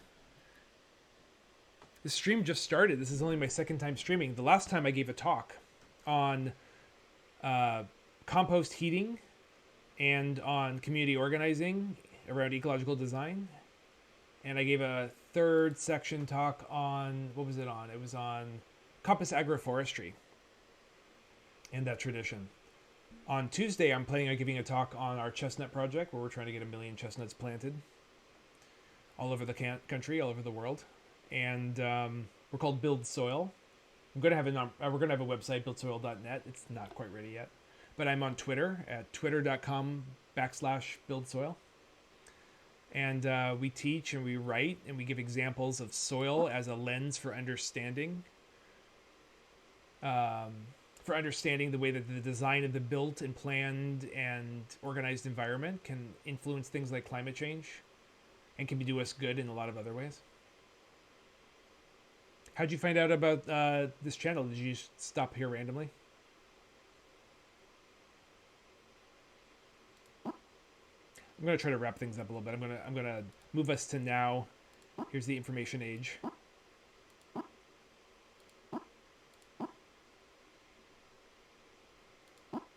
And I'm gonna do the nanotech age.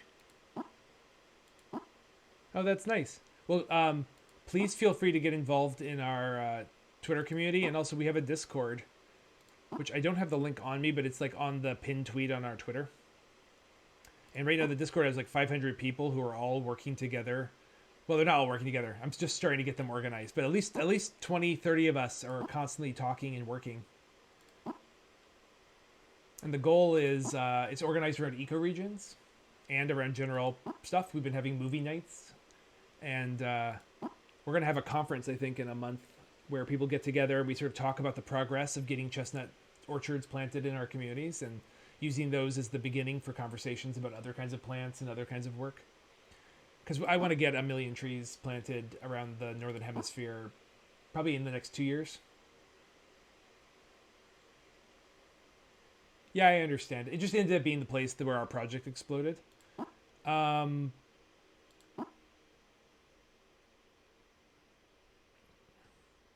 try to find you and I can show you the Discord. It's useful. So this is so interesting. I've already moved the technology as far as it'll go, and there has not been any advancements. So I'm not sure how you win this version of this game. Yeah, we have the Discord. Do you want to... You can send me a DM, an individual DM, and I'll send you a link to it sometime after we're done streaming. If you're interested. It's a nice group of people, and I think it'll get nicer as we go. Oh, if that link works, I've tried to set all the links so that they're permanent.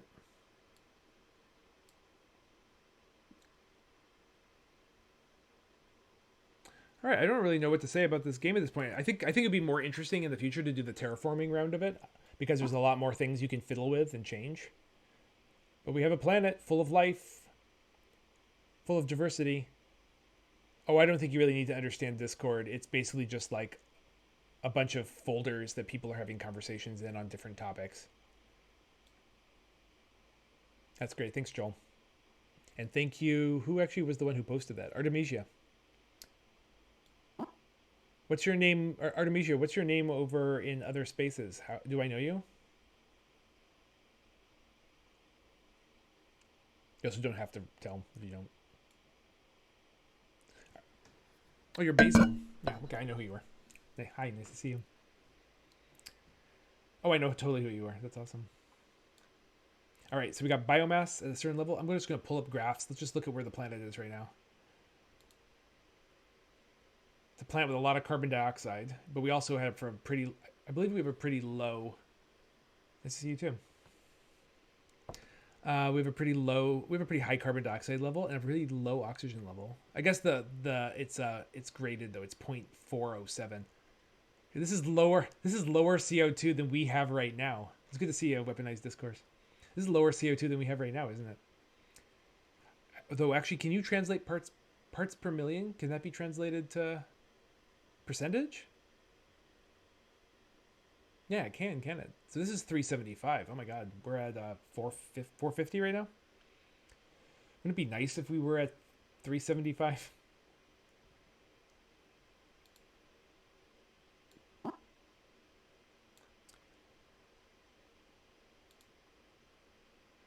Yeah, Weaponized Discourse has a new channel. I recommend following. It's very like critical theory, culture, looking at art, looking at the ways that people represent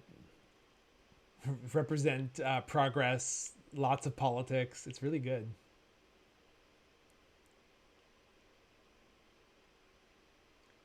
So I want to know what's going on with civilization. I'm just going to see if the music tells me anything.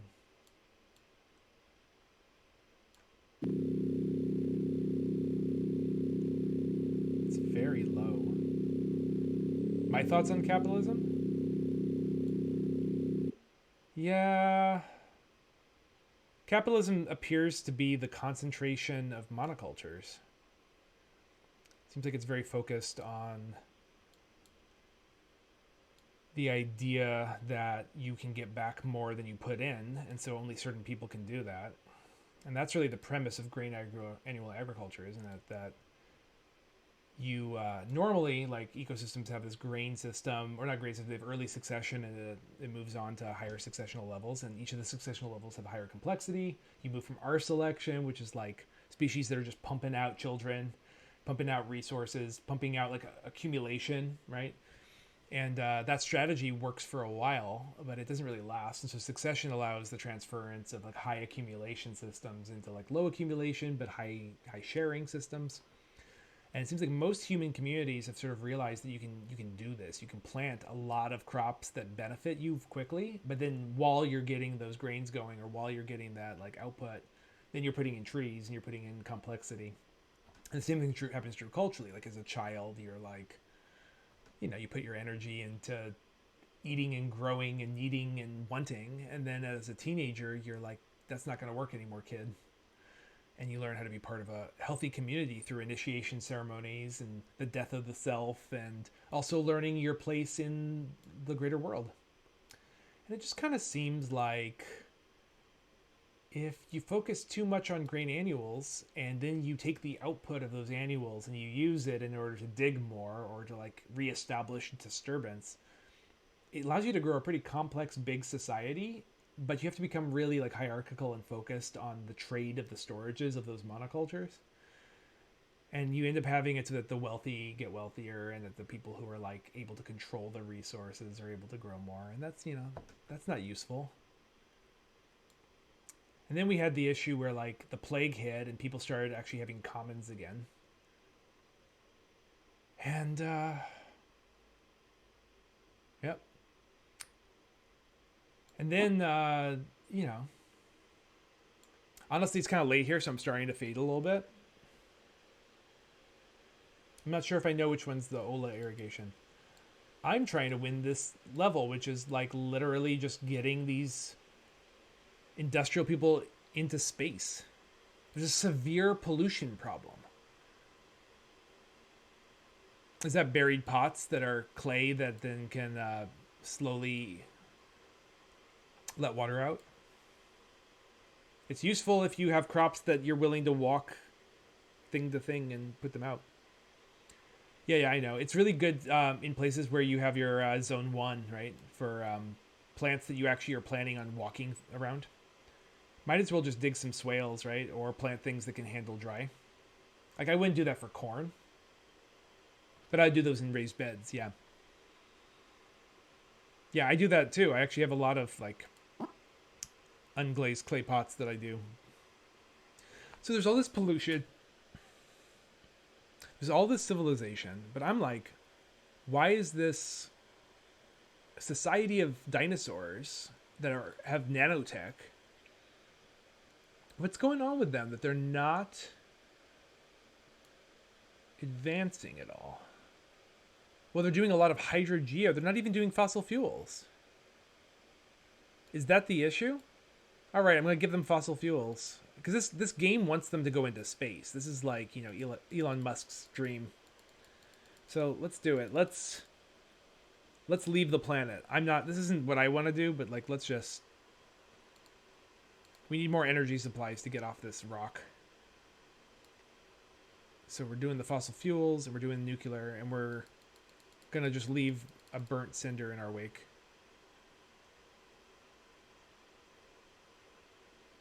Do we need more agriculture? Is that important for population growth? I'm just trying to understand what this game's logic is. What does it want me to do? Because it spends all this time with sort of this environmental message, and then it's like, and we need to get off the planet really fast. Which is really interesting. This game does not actually ask for balance more than the question of the fact that you need to survive long enough.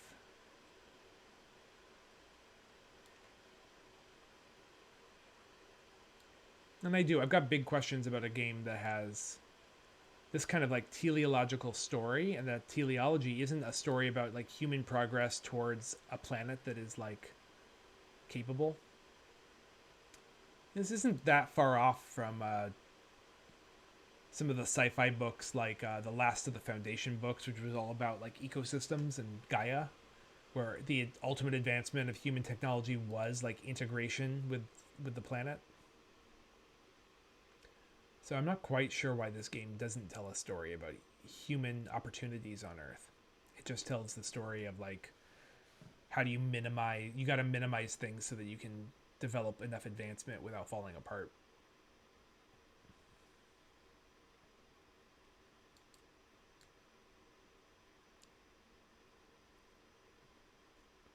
So where are we? I bet carbon levels are insane right now. Let's see. Nitrogen is about normal. Carbon dioxide is huge. Wow, the carbon levels are higher than they are now. I've established a runaway planet. Sorry about that. But at the same time, we're not cooking the Earth. You know what this is? This is because I did a cheat at the beginning. I made the game so that so we have a tiny greenhouse effect. And so we're not seeing the effects of CO2. There's another version of this game. I mean, it's okay. I'm not usually into like picking one crop and just saying that that's the answer, especially when you're talking about things like biomass. Hemp's cool, but it's also an annual. So I think it's useful as a fiber crop. I'm glad that it does a lot, but you got to till. Show me a non-tillage hemp, and I'm maybe more cool with it. I'd probably prefer nettles in terms of creating a root biomass and a fiber plant at the same time. So I like stinging nettles, and you can usually, you can cut them back every year, and they just keep doing better, and they're perennial. But biomass, I don't like linear measurements of sequestration. I think that like those tend to get problematic, and we tend to not actually be able to accurately assess. All right, biomass is going up even now.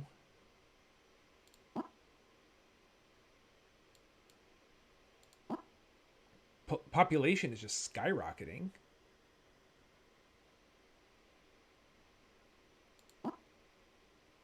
It'd be fun to have a game like this. Oh, the temperature, the planet is cooking. I didn't realize how much it was cooking. All right, we got to do something about that. Nettle problem. You can dig them up. Their roots are so shallow. You can pull them out. Just mulch, and they will be up towards the surface, and you'll be able to dig them out in half a year. And nettle root has some evidence that it might help with coronaviruses.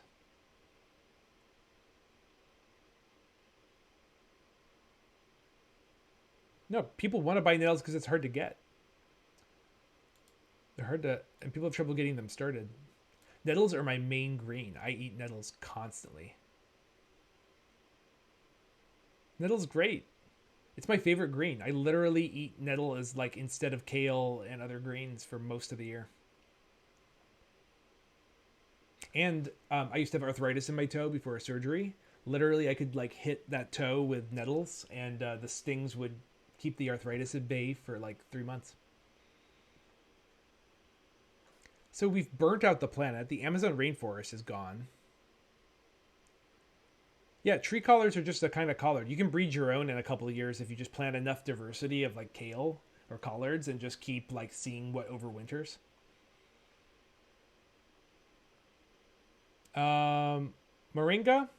I mean, that's not really for like my ecosystem, right? Isn't that moringa more for subtropical?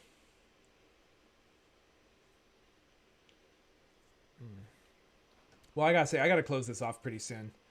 I wanted to see these guys go to space. I don't think that's gonna happen. The Earth is starting to overheat. The Amazon is gone. I'm not sure what's going on here. Can I get these guys to... Okay, it looks like you have the capacity once you get to the nanotech age to... Let's just get these guys off the planet. These dinosaurs are polluting.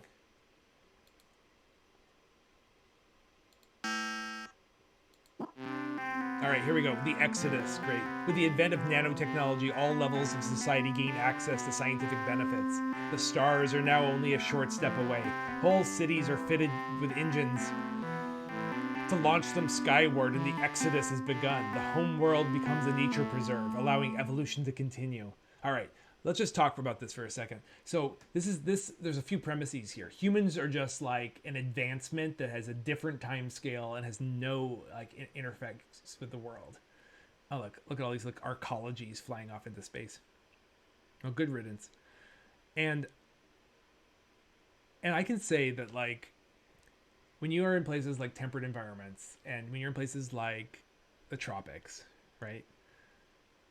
We've had huge ice age changes during human history, and we know that human occupation of North America and Europe and East Asia and mountainous areas like South Asia, and like there's been human occupation during the entire time of the movement into and out of the last ice age or glacial period, right? So human beings are totally capable of being present while ecosystems come in, right? So humans were there as the salmon were coming into the Northwest, and as the hardwood forests were coming into New England, and as the conifer forests were coming into the Northwest and into Japan and China and Europe, right? Like you can look at the pollen record and you can see the tree plants changing as they move south, right? So this idea that human beings are just sort of like on it, yeah, the oceans are boiling. They didn't do a good job taking care of the nature preserve, did they? We know that human beings are capable of actually being caretakers of the planet. So this scenario of just humans leaving a dying Earth, that's not great, right? So this is this version of the game. I'm just going to call it. If you do a new planet, you can see the other scenarios. I'm not going to save changes. Other scenarios on here. We create a random planet. We can just sort of like keep building and do whatever we want as if nothing changes. We could just focus on technological development. We could take the Earth as it is today and explore it into the future. But again, the scenario is the same. It's the Earth, but then it's like the Earth to get humans off of it, right? And we could do terraforming of Mars, terraforming of Venus, and we can explore sort of systems models. So I think the only way I'm going to continue playing this game is if we do Mars. I think it's interesting. It's also interesting to just like see Mars, and it's interesting to play with the toolkit of technologies, and we can discuss the different kinds of terraforming technologies and if it's like a good idea or not. I want to say thank you to everybody who like sat with me as I played a video game for 2 hours. It's a new thing for me. On next Tuesday, I'm gonna be giving a real talk on chestnuts and why chestnuts, how chestnuts, our vision for the project, the role of soil on the biosphere. I think it's gonna be a much more like interesting and engaging talk. So please consider coming to that. Please subscribe to this, and consider making a donation or trying to find somebody else who can. I'm really grateful for everybody who's been supporting myself and the project over the last few years. There's no way we couldn't have done this without Twitter and Discord and the communities that were there that have been supporting me and believing in me as I've made this happen. So I just want to extend gratitude to everybody who has really like stuck with me during this incredibly difficult time, while we maintain some optimism and try to do some good in the world. So I just want everybody, wherever you are, have a good night and evening, and maybe even morning if you're somewhere else. So, take care and keep planting.